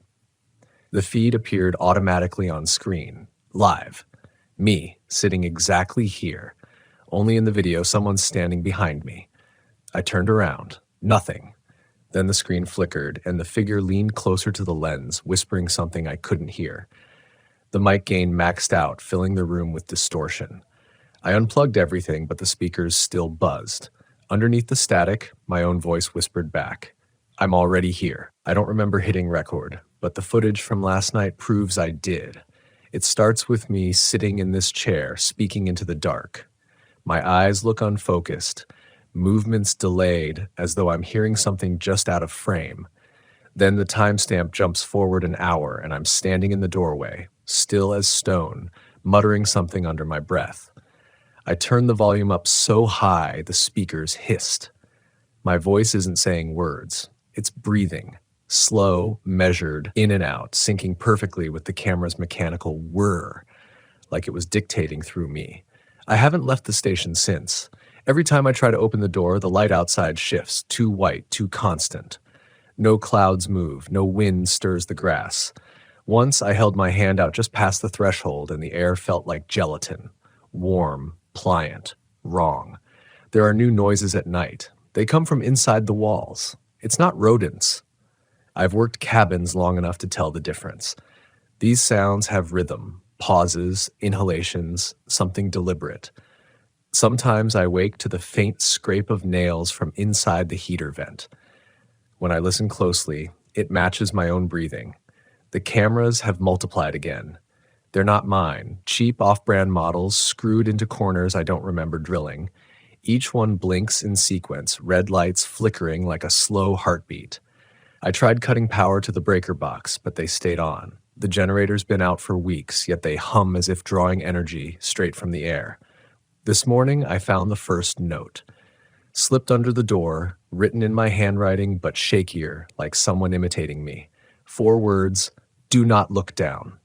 I threw it away, then found another on the desk an hour later. Same paper, same ink. "Do not look down." When I finally did, the floorboards were damp. Not with water, with soil. Dark, dense, breathing almost imperceptibly. A fine mist rose from the seams like body heat. The smell was back, iron, sulfur, decay beneath clean wood. I can't tell anymore when I'm awake. The days smear together into one stretched loop of shadow and hum. I sleep in brief, panicked flashes and wake certain that something's changed. The placement of furniture, the angle of the window light, my own handwriting in the logbooks. Last night, I found Carter's badge on the counter, not the melted scrap we found years ago. The badge whole, clean, the nameplate polished. Under it, a photograph printed on thermal paper like from a security feed. The frame showed this very room. Me, asleep in the chair. Behind me, a second figure, taller, head bent slightly forward, hands hovering inches from my shoulders. The timestamp was tomorrow. At 2:10 a.m., the lights died again.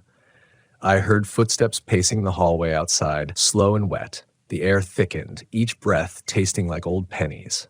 The sound stopped by the door. Then 3 soft knocks. I didn't answer. The doorknob turned halfway, metal squealing. Then came the whisper, not from outside, but from under the floor. My name. Over and over. The boards vibrated with each syllable. I pressed my palms flat to the wood, and the surface felt warm, alive, pulsing faintly in sync with my heartbeat. Something pressed back from underneath. I bolted upright, backing into the corner, gun trembling in my grip. The knocking stopped. The silence afterward was worse, thick, unnatural, like the entire forest had paused to listen. I counted my breaths until I lost track of time. When I dared to look again, the window was black. Not dark, black as if the glass had turned opaque. I could see my reflection faintly, distorted by the surface, my face stretched too long. I raised my hand. The reflection didn't. It smiled instead. I fired at it.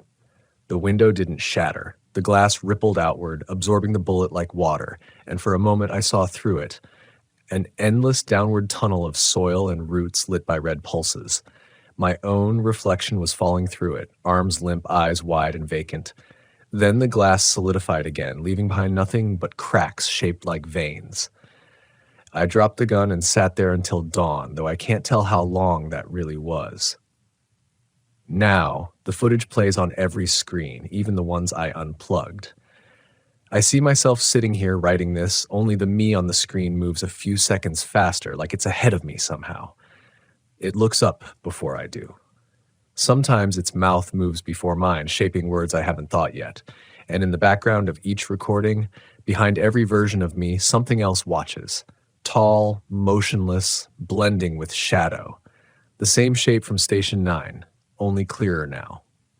Its skin is stretched thin, its arms too long, its face still missing every detail except the faint outline of a ranger badge stitched into its chest. I can't tell anymore if it's outside or if it's in the walls. I've heard it breathing through the vents, the same steady rhythm that's been haunting me since the fire. Sometimes I think it's waiting for the right breath to sync perfectly with mine. Like when 2 heartbeats align before one stops. I keep trying to record odd audio evidence, but every playback contains another voice layered under mine, always whispering the same sentence, "It remembers who you were." My memories are slipping. Carter's face fades. The other rangers I served with feel like echoes from someone else's dream. The forest outside looks unfamiliar, trees grown in patterns I've never seen, rows too straight, too deliberate. I swear the mountain has rearranged itself. The final note came this morning. Same handwriting. Do not look down. I didn't listen. The floor's been shifting for days, soft in the middle. When I stepped on it, the wood bowed like stretched skin. I knelt, pushed my flashlight through the crack, and saw something moving beneath, layers of roots or veins pulsing slowly. And deeper still, a pale shape watching from the hollow earth, its head tilted, eyes catching the beam. My own face staring up from under the floor. I staggered back, dropped the light, and the darkness pulsed once as though exhaling. Then came the sound again, the hum rising through the cabin, filling my chest until I couldn't tell which heartbeat was mine. Now the walls feel softer. The boards breathe when I touch them. The cameras never stop recording, and every time I blink, the screens show one fewer frame delay. Soon, there won't be a difference between what they show and what's real. If anyone finds this recording, don't come here. Don't look for me. Don't open Station 9. The land doesn't forget, and it's tired of being buried. I can hear footsteps again, not above, not below, inside. The forest doesn't announce itself. It waits. I've walked these trails for over a decade, and every morning when the sun barely scratches the horizon, I can feel the forest breathing. Slow, patient, indifferent. My name is Lucas. I'm 37, and I've worked as a forest ranger in the Bitterroot National Forest for nearly 12 years. My colleagues know me as steady, dependable, the one who rarely jumps at shadows. But I've learned something over the years that most people never understand. The forest isn't just a collection of trees, streams, and wildlife. It has memory. It holds grudges, and sometimes it notices you back. I was on my last patrol one late October evening, and the air had that peculiar metallic scent. Wet leaves pressed into mud, the faint tang of pine resin, and something else I couldn't place. It was faint, elusive, like the smell of copper after a storm, but sharper, more deliberate. I was following the usual loop near the East Fork trailhead, where hikers sometimes vanish and dogs return with strange cuts along their paws. The sun had dipped behind the ridges, turning the pines into dark silhouettes, and I felt a strange tug at the edges of my consciousness, as if the forest were trying to warn me. My radio crackled with the familiar static, and I muttered a response without checking the channel. I had learned to ignore most chatter. A lot of it was routine. But there was a sudden urgency in the voice of a colleague, one I barely recognized. He was reporting a hiker missing near a creek that ran through the old growth section. The area was known for steep drops and rocky terrain, but the voice on the radio trembled. That tremor caught me off guard. I switched my flashlight on and started down the trail, boots crunching against leaves and branches. The woods swallowed the sound, muffled it, leaving only the rhythm of my heartbeat and the low whine of the wind threading through the trees. The creek came into view, dark water sliding over jagged stones.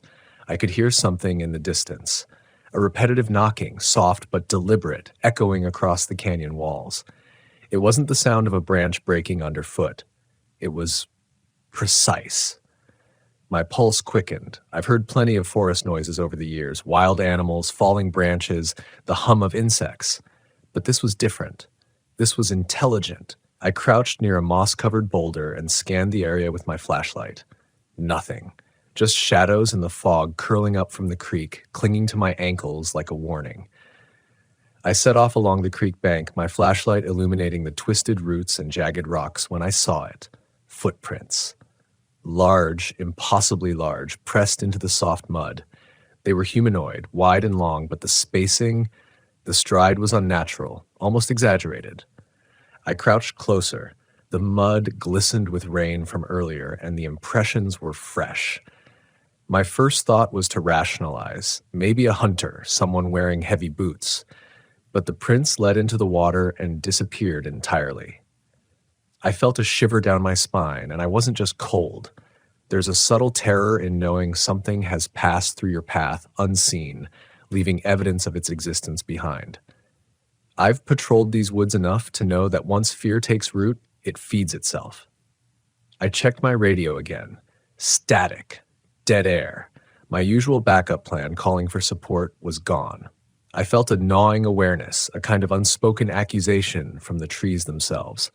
I wasn't just an observer here. I was part of a story the forest was telling, and I wasn't entirely welcome. I followed the creek, now moving faster, my boots slipping on wet stones. That knocking persisted, but irregular now, sometimes ahead, sometimes behind, always close enough to unsettle me. The wind shifted, carrying with it a low, guttural exhale, like someone or something breathing through the roots. My training told me to stay calm, keep my focus, but a primal part of me, the part older than my years, older than logic, was screaming to leave, to run. I pressed on anyway, because leaving would mean abandoning someone who might be in danger, and that's not who I am. I reached a clearing where the trees thinned and creek widened into a shallow pool. And that's when I saw movement. A silhouette, hunched and immense, standing on the opposite bank. Its height was staggering. Its limbs long and gangly, hair dark and matted like wet fur, blending seamlessly with the shadows. I froze. My flashlight trembled in my grip. For a moment, nothing happened. Then slowly, it tilted its head as if assessing me. There's a terror in recognition, knowing that whatever it is can see you and maybe understands more than it should. I whispered into the radio, no response. My breath condensed in the cold air. I took a step back and stumbled over a root. The sound echoed like a gunshot through the clearing. The figure didn't move immediately. Then, it turned, disappearing between two massive pines, leaving only the rippling water and the chill crawling up my spine. I wanted to chase it, to see it again, to understand. But the part of me that knew instinctively, the part that has kept me alive in this forest, told me to stop. I didn't stop for long. I backtracked to my truck, trying to make sense of what I'd seen. The forest closed in around me, shadows lengthened, the trees seeming to lean toward the road. Listening, I drove slowly, lights cutting through fog and mist. I tried to tell myself it was a hunter, a prankster, an illusion born of exhaustion and stress. But the prints in the mud, the knocking, the silhouette, they were too real. I parked near the ranger station, still shaking, and tried to review the footage from my body camera. The screen flickered, then froze. Every frame of the last 30 minutes of my patrol was distorted blank, like someone had wiped it clean. My stomach sank. There's a peculiar kind of horror in knowing that proof can be erased, leaving only your memory to validate your fear. And memory is fickle. Memory is tainted by panic and darkness. I spent the next hour walking the perimeter of the station, flashlight sweeping the underbrush. The knocking returned, this time against the metal siding of the storage shed. No wind, no branches, just deliberate, rhythmic taps. I pressed my ear against the door, heart hammering, then silence. The kind of silence that feels heavy, pregnant with unseen presence. I don't know how long I stayed there, frozen, listening. Maybe minutes, maybe hours. Time warped in the presence of something alive and indifferent to human reckoning. Eventually, I climbed into my truck and sat with the engine running, lights on, radio static filling the cabin. I called the senior ranger, told him I'd seen something.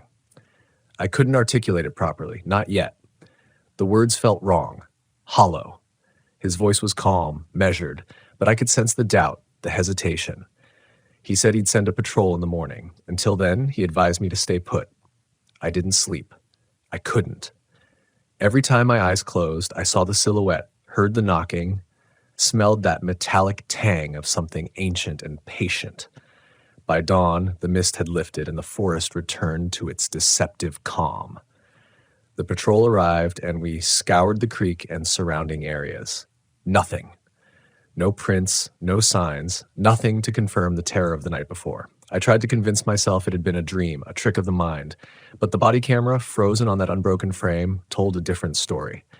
Proof had existed, and now it did not.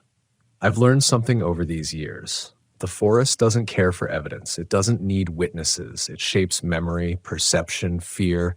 It teaches lessons that can't be articulated, only felt. And it tests you. That night, I realized that fear isn't just about danger. It's about humility. It's about recognizing the limits of what you can understand. And sometimes it's about surviving, not through knowledge, but through respect for the unknown. As I drove home, headlights cutting through the dawn fog, I couldn't shake the feeling of being watched. The forest had seen me, studied me, and left its mark, not on my body, but on my mind. The knocking, the silhouette, the prints, all reminders that some stories in the woods don't have endings. They linger, they whisper, they wait. And if you're unlucky, they follow. I tried to shake the feeling as I parked my truck back at my small cabin on the edge of the forest. The rising sun felt more like an intruder than relief, spilling pale light across the ridge and washing out the shadows, but not the memory of them. Even in daylight, the forest seemed to hum faintly, a vibration that didn't belong to wind or wildlife. I went inside, locked the door, and sat with a cup of bitter coffee, trying to trace the logic of what I'd seen the night before. There was none. Rationality offered no solace here. Only the echo of that knocking, the shape, the impossibly long stride of the footprints. I spent the morning checking the equipment, running diagnostics on cameras and radios. Everything appeared fine, though the memory card in my body camera stubbornly refused to store new footage from the previous night. I felt exposed, as though the forest, or whatever had been out there, knew my thoughts, my patterns, and had anticipated my attempts to document it. By noon, I convinced myself I needed to patrol again. Maybe facing the forest in daylight would restore a sense of order, of control. I started on a different loop, further into the old growth section where the trees grew dense, their trunks thick with moss and twisting vines. The air was cooler here, heavy with damp earth and the faint, sweet decay of fallen leaves. I moved slowly, ears straining. There's a rhythm to the forest, a pulse beneath the obvious, birds calling, insects buzzing, water trickling. But beneath that rhythm is something older, slower, the way shadows stretch and twist in patterns that defy logic. I rounded a bend in the trail near a ridge overlook and froze. Someone or something was ahead of me. At first, I thought it was a hiker, but the way it moved, it wasn't human. It shifted with an unnatural fluidity, limbs bending in impossible angles, hair dark as pitch, and the faint glint of eyes reflecting sunlight. I swallowed, heart hammering, muscles tensing. I reached for my radio. My fingers trembled. Before I could speak, it vanished. Not into the trees, not behind a rock, just gone. I started forward cautiously, scanning every shadow. The wind shifted, carrying a scent that made my stomach twist. Damp fur, earth, and something foul, almost rotting. I knew immediately what I was smelling. Something had been feeding, something large, something intelligent. My instincts screamed at me to leave, to retreat, but a stubborn part of me, the part that has always believed in duty, kept me moving. I had to see this through. I had to document. Then the forest grew quiet. Not the quiet of normal forest life, but a vacuum of sound, as if all motion had paused, waiting. I could hear my own heartbeat, loud and uneven, every pulse echoing in my ears. And then I heard it. The footsteps. Slow, deliberate, heavy. Not human, not like any animal I've encountered. They circled me, tracing patterns just beyond my sight. My flashlight scanned, landing on nothing. Still, I could feel them, smelling them, sensing their presence through every nerve ending. I remembered the stories the older rangers told me, tales whispered in the back of patrol cabins, sightings of something massive, almost human, lurking in the forest for decades. They called it the Watcher, a creature that existed at the edge of human perception. I'd always laughed at those stories, rationalized them away. Now I realized they weren't myths. They were warnings.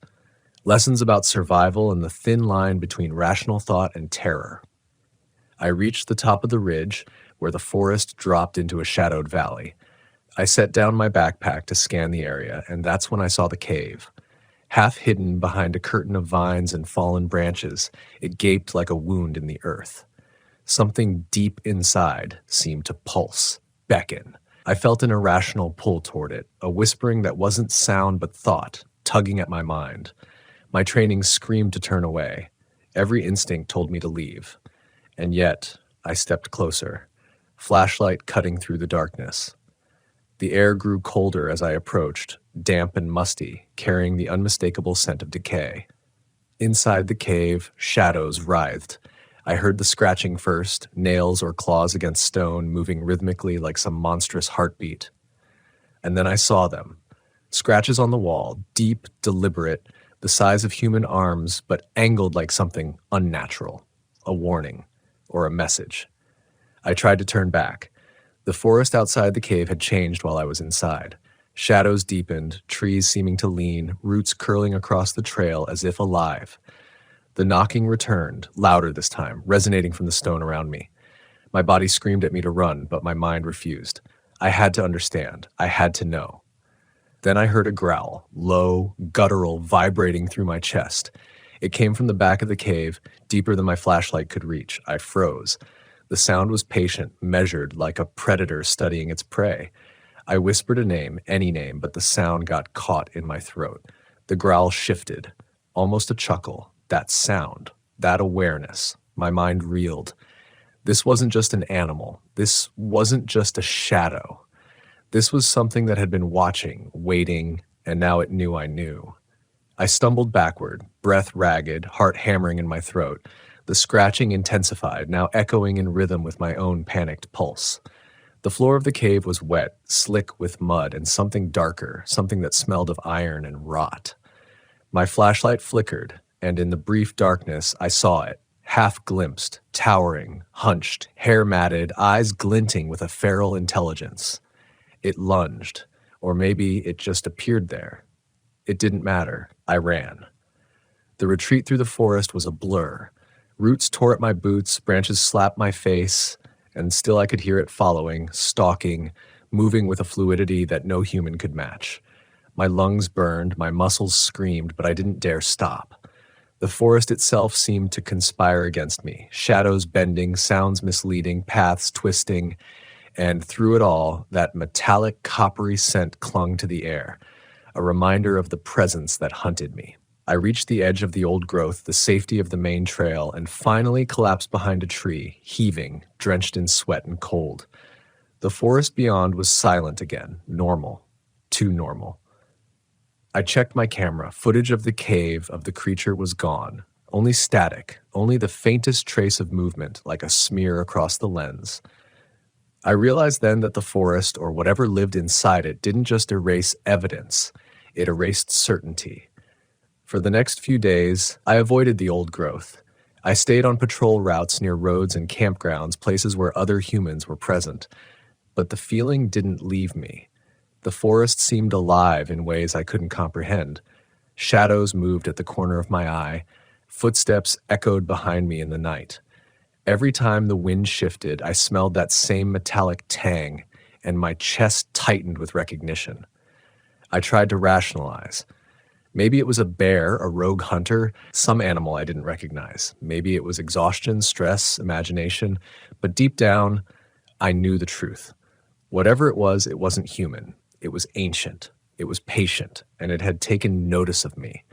I felt its awareness as a weight, pressing against my mind, testing my resolve.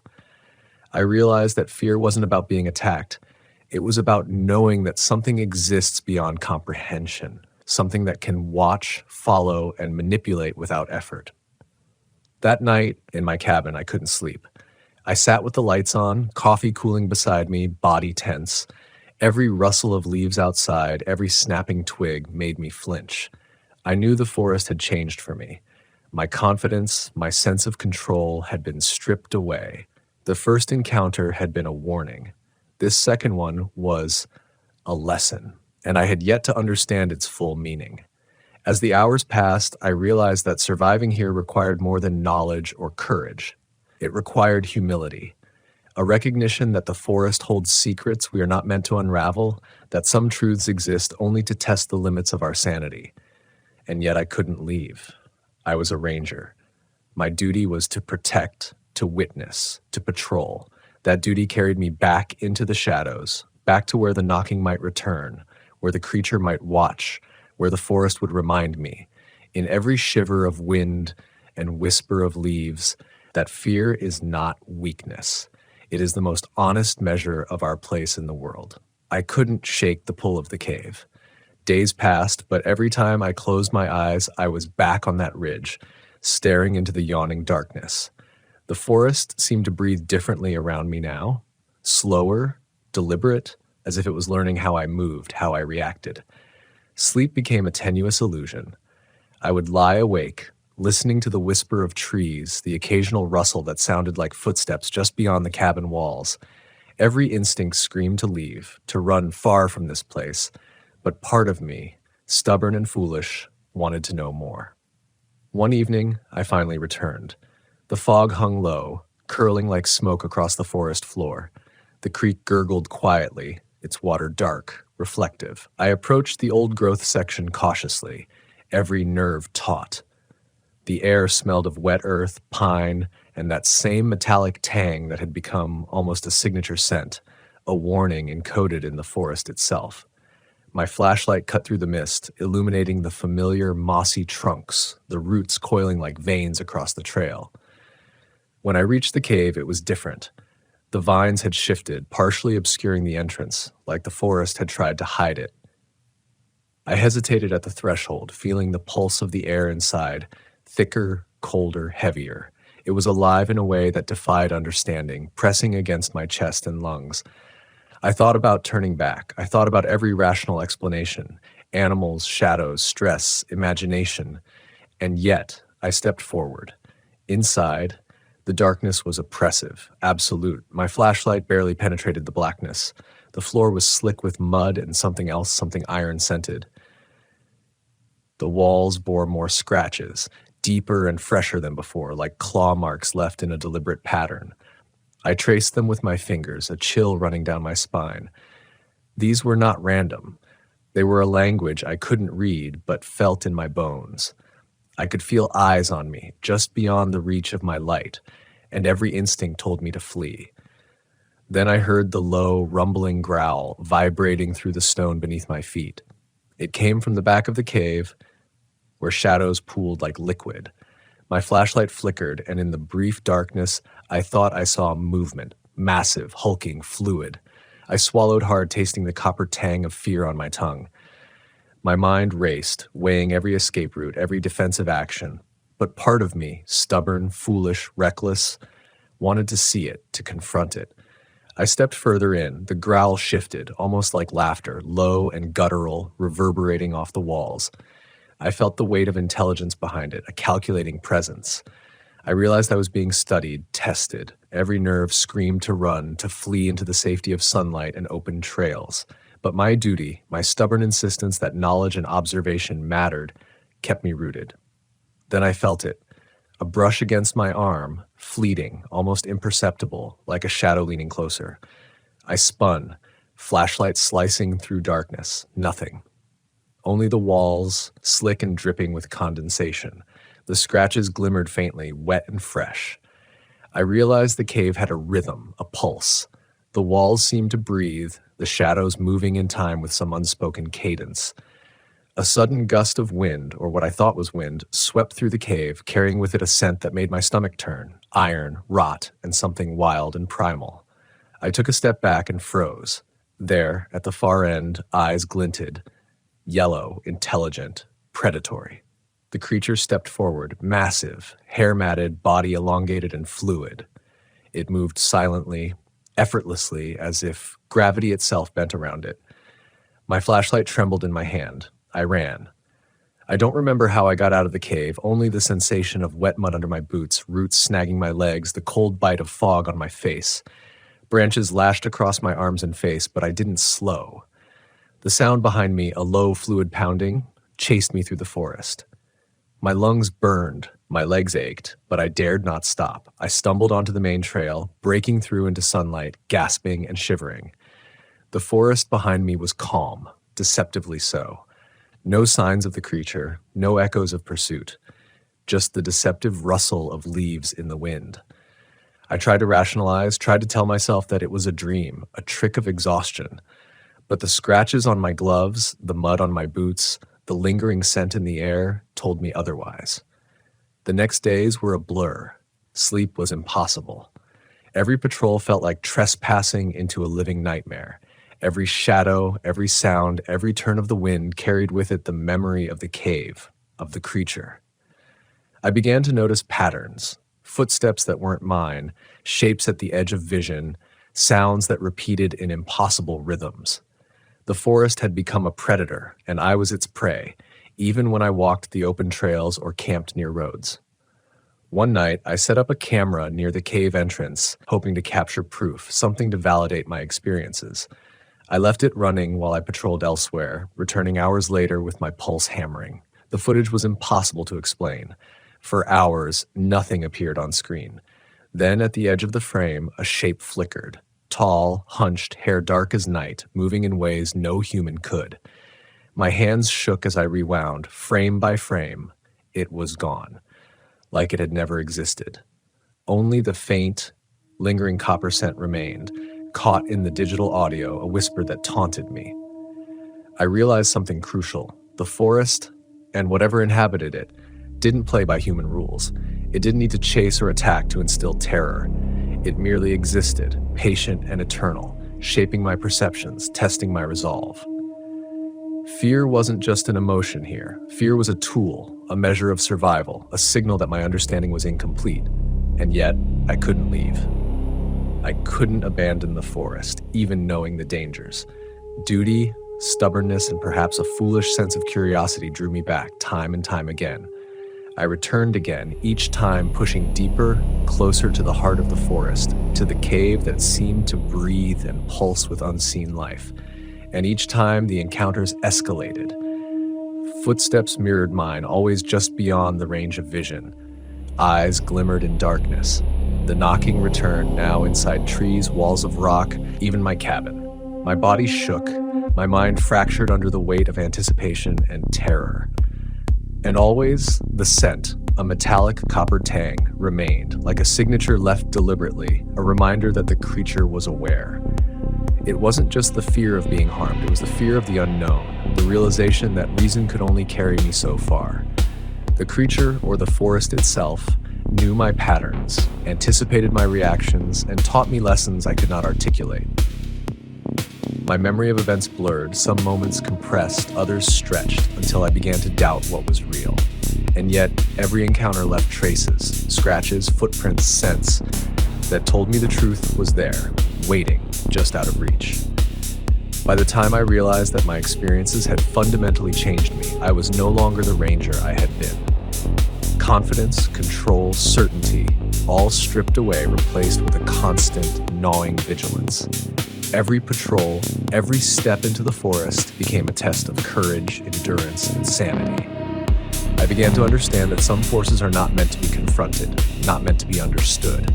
They are meant to be respected, feared, and survived. And still, I returned, because the forest, with all its memory, its patience, its intelligence, had made me part of its story. Whether I wanted it or not, I was now a character in a narrative older than myself, written in shadows, scratches, and copper-scented air. I realized then that my role as a ranger had changed. I was no longer a protector merely of hikers and trails. I was now a witness, a chronicler, and perhaps in some unspoken way, a participant in a larger, incomprehensible design. It had been weeks since I first set foot inside the cave, weeks since the silhouette had haunted my dreams and footsteps. Yet something inexorable drew me back, a compulsion I could neither explain nor resist. I convinced myself this patrol would be different. Daylight offered clarity. Sunlight would dispel shadows, rational thought would hold sway, and fear could be managed. I was wrong. The forest greeted me with an almost tangible stillness. Leaves hung motionless in the air, the creek flowing sluggishly, as if time itself had slowed. Even the birds were silent, their absence deafening.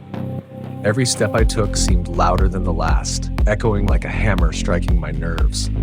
My boots sank into the damp earth, leaving impressions that seemed too small, too weak compared to the immense tracks I had seen before. When I reached the cave, a chill crawled over me. The vines that had partially obscured the entrance had shifted again, twisted as if they were fingers reaching out to hold me back. I hesitated, flashlight in hand, breath visible in the frigid air. And then I noticed it, the markings. Fresh, deep, deliberate scratches not only on the cave walls, but along the moss-covered stones outside. Whoever, or whatever, was here had come to meet me, not as an intruder, but as a host, waiting. I entered the cave cautiously. The interior smelled of iron, damp earth, and something ancient. Shadows stretched and shifted with each step, playing tricks on my perception. Every instinct screamed at me to retreat, to run back to the sunlight and safety. But I pressed forward, driven by a mixture of duty, pride, and morbid curiosity. At the far end of the cave, where darkness pooled like a liquid, I finally saw it clearly. The creature, the watcher, stood taller than any man, hunched yet fluid, its matted hair blending with shadows. Its eyes glimmered with intelligence, reflecting the beam of my flashlight like twin coals. The air between us seemed to pulse, thick and heavy, charged with awareness. It didn't advance, but it didn't need to. The presence alone was enough to freeze me in place, to make my skin crawl and my lungs tighten. I raised my camera, shaking, trying to capture proof. The lens flickered, distorted, but I persisted. It leaned slightly forward, a deliberate motion that felt like a test, a weighing of my worth. I realized then that this encounter was no longer about fear. It was about recognition, mutual acknowledgement of existence. This entity had been watching, learning, and now it understood me in a way that was impossible to explain. And then it moved. Not in the way humans move, but gliding, fluid, soundless. My heart threatened to explode. I stumbled backward, nearly falling over a rock. The beam of my flashlight danced across the walls, revealing more scratches, symbols, perhaps, or the aftermath of countless unseen visitors. The creature watched me retreat, but it didn't pursue. Its gaze followed, calculating, patient, eternal. I stumbled out of the cave and into the forest, every sense heightened. The sunlight outside didn't bring comfort. It highlighted the forest's subtle distortions, the way branches curved unnaturally, shadows deepened, and leaves seemed to whisper. I realized the forest had changed me. Fear was no longer a reaction. It had become a lens, a way to perceive the world in its truest, rawest form. Every movement, every sound carried meaning, and I was acutely aware of my vulnerability. As I made my way back toward the trailhead, I noticed footprints beside mine. Massive, humanoid, yet not human. They were deliberate, following me, mirroring my path, yet always a step apart. I understood then that I was not being hunted in the conventional sense. I was being observed, integrated into the forest's narrative. Each heartbeat, each breath, each movement was being measured. By the time I returned to my cabin, the sun had dipped below the horizon. I sat, flashlight propped beside me, hands trembling, coffee long since cold. I realized the forest and its inhabitant had left an indelible mark, not on my body, but on my mind.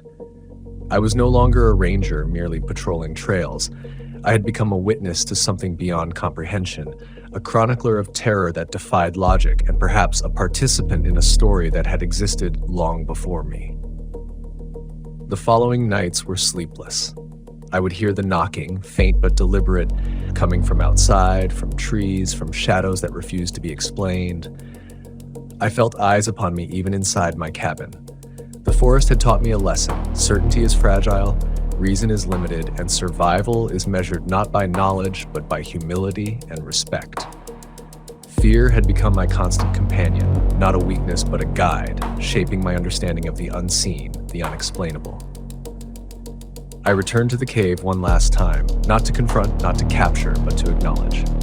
Standing at its entrance, I felt the weight of countless footsteps, the echo of ancient intelligence, the pulse of the forest itself. I whispered a quiet vow, not to seek, not to provoke, but to coexist within the boundaries it had drawn. The creature watched, immobile, as if assessing my sincerity, and then it receded, folding back into shadow, leaving me with the knowledge that some encounters do not end. They linger, shaping perception, teaching lessons, instilling a reverence for what cannot be controlled. From that day on, every patrol was different. I moved with caution, yes, but also with awareness. I documented what I could, knowing much would be erased or distorted, just as my own memory warped and stretched under pressure. I no longer sought to dominate the forest with human understanding. Instead, I listened, observed, and respected the delicate balance between the seen and unseen. The forest remains alive, patient, and vigilant, and I remain a part of it, forever changed, haunted by encounters that defy rational explanation. I've learned that fear is not something to overcome, but something to embrace, something that sharpens perception and humbles the mind. Courage is not the absence of terror, it is the ability to continue, to witness, and to survive in the presence of something beyond comprehension. When I recount these experiences, it is not to frighten or to boast. It is to acknowledge a truth too many forget. Nature, in its vastness and mystery, holds power far beyond human understanding. And sometimes, in the darkest corners of the forest, one can glimpse the ineffable, the eternal, and the terrifying, and know that they have been seen. I will never forget that night in the cave, the feel of the air thick with presence, the metallic scent clinging to my clothes, the immense eyes reflecting the beam of my flashlight. I will never forget the knocking, the scratches, the footprints that defied explanation. And I will never forget the lesson the forest imparted, that life in all its forms, both seen and unseen, demands humility, reverence, and the courage to face what cannot be understood. Even now, as I patrol these woods, I feel it, the subtle awareness, the brush of presence at the edge of vision. I am changed, yes, but I endure. Fear has become a guide, the forest a teacher, and the creature, whatever it truly is, a reminder that our place in the natural world is tenuous, fragile, and profoundly humbling. In the end, the forest doesn't care about our plans, our fears, or our explanations. It simply exists. It observes, and if you are fortunate or perhaps unfortunate, it allows you to witness, to learn, and to survive. I remain a forest ranger, but I am also a witness, a chronicler, and a student of a power that defies understanding. And that is the truth I carry with me every day. The forest remembers, it watches, and sometimes it chooses to reveal itself to those who dare to see.